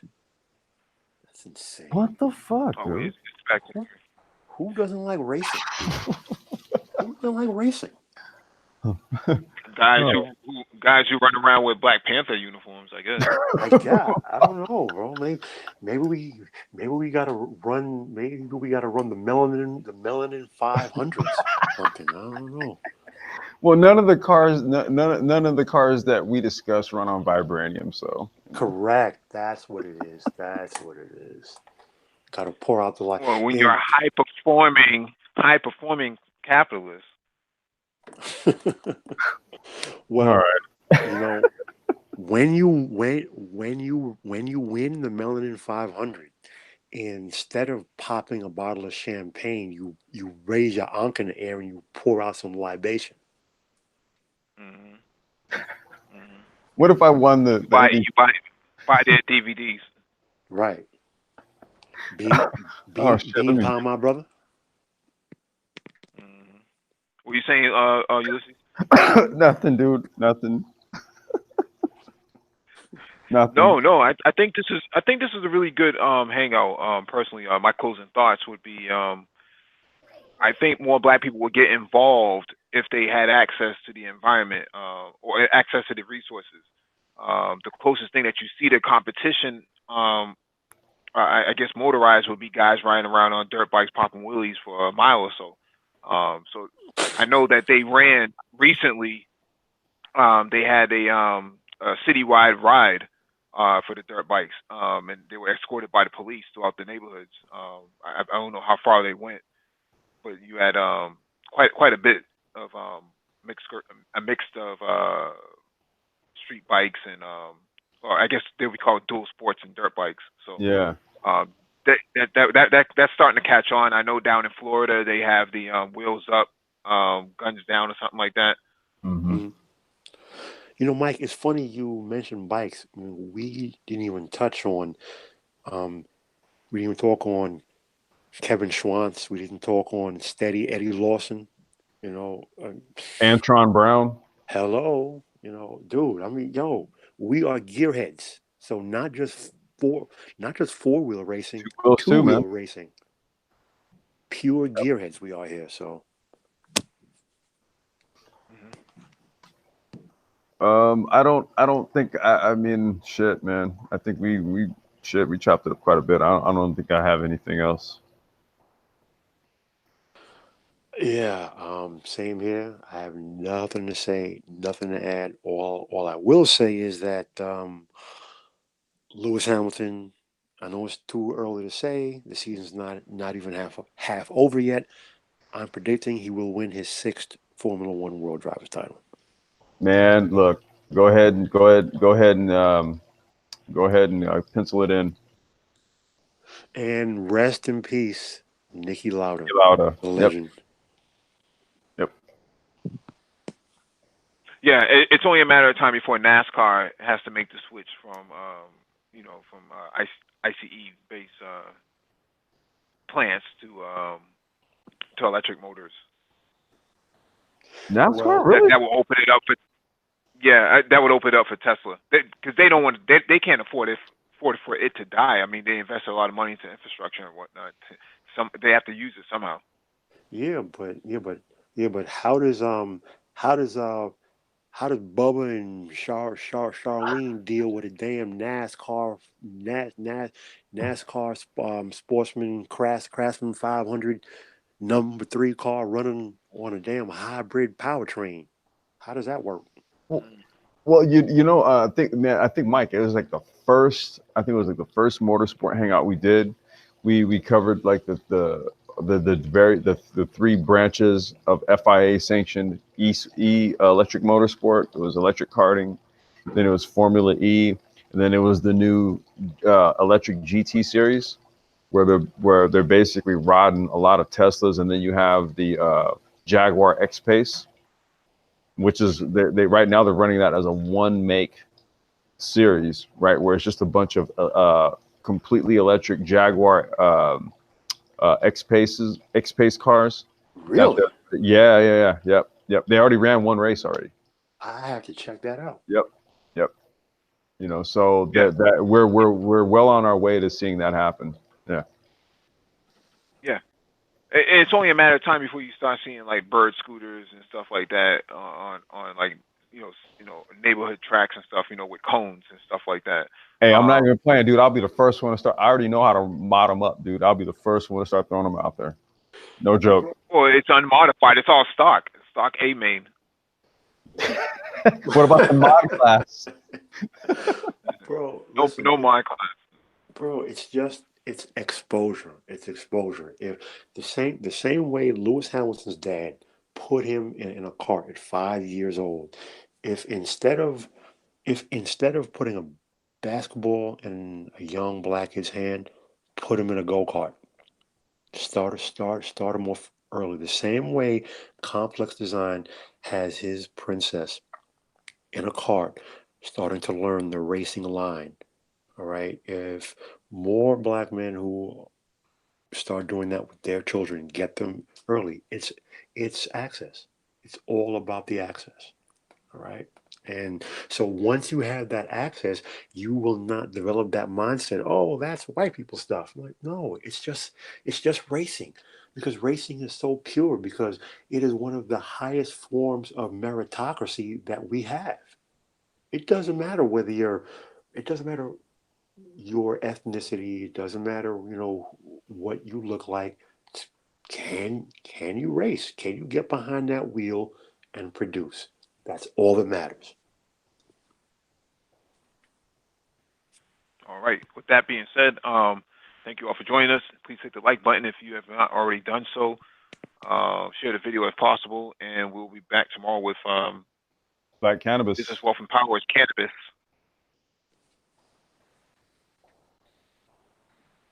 Yeah, Business Wealth and Power Cannabis Hangout should be 10 p.m. Eastern Standard Time. Well, actually, yeah. We'll aim for 7 o'clock my time, 10 p.m. Eastern.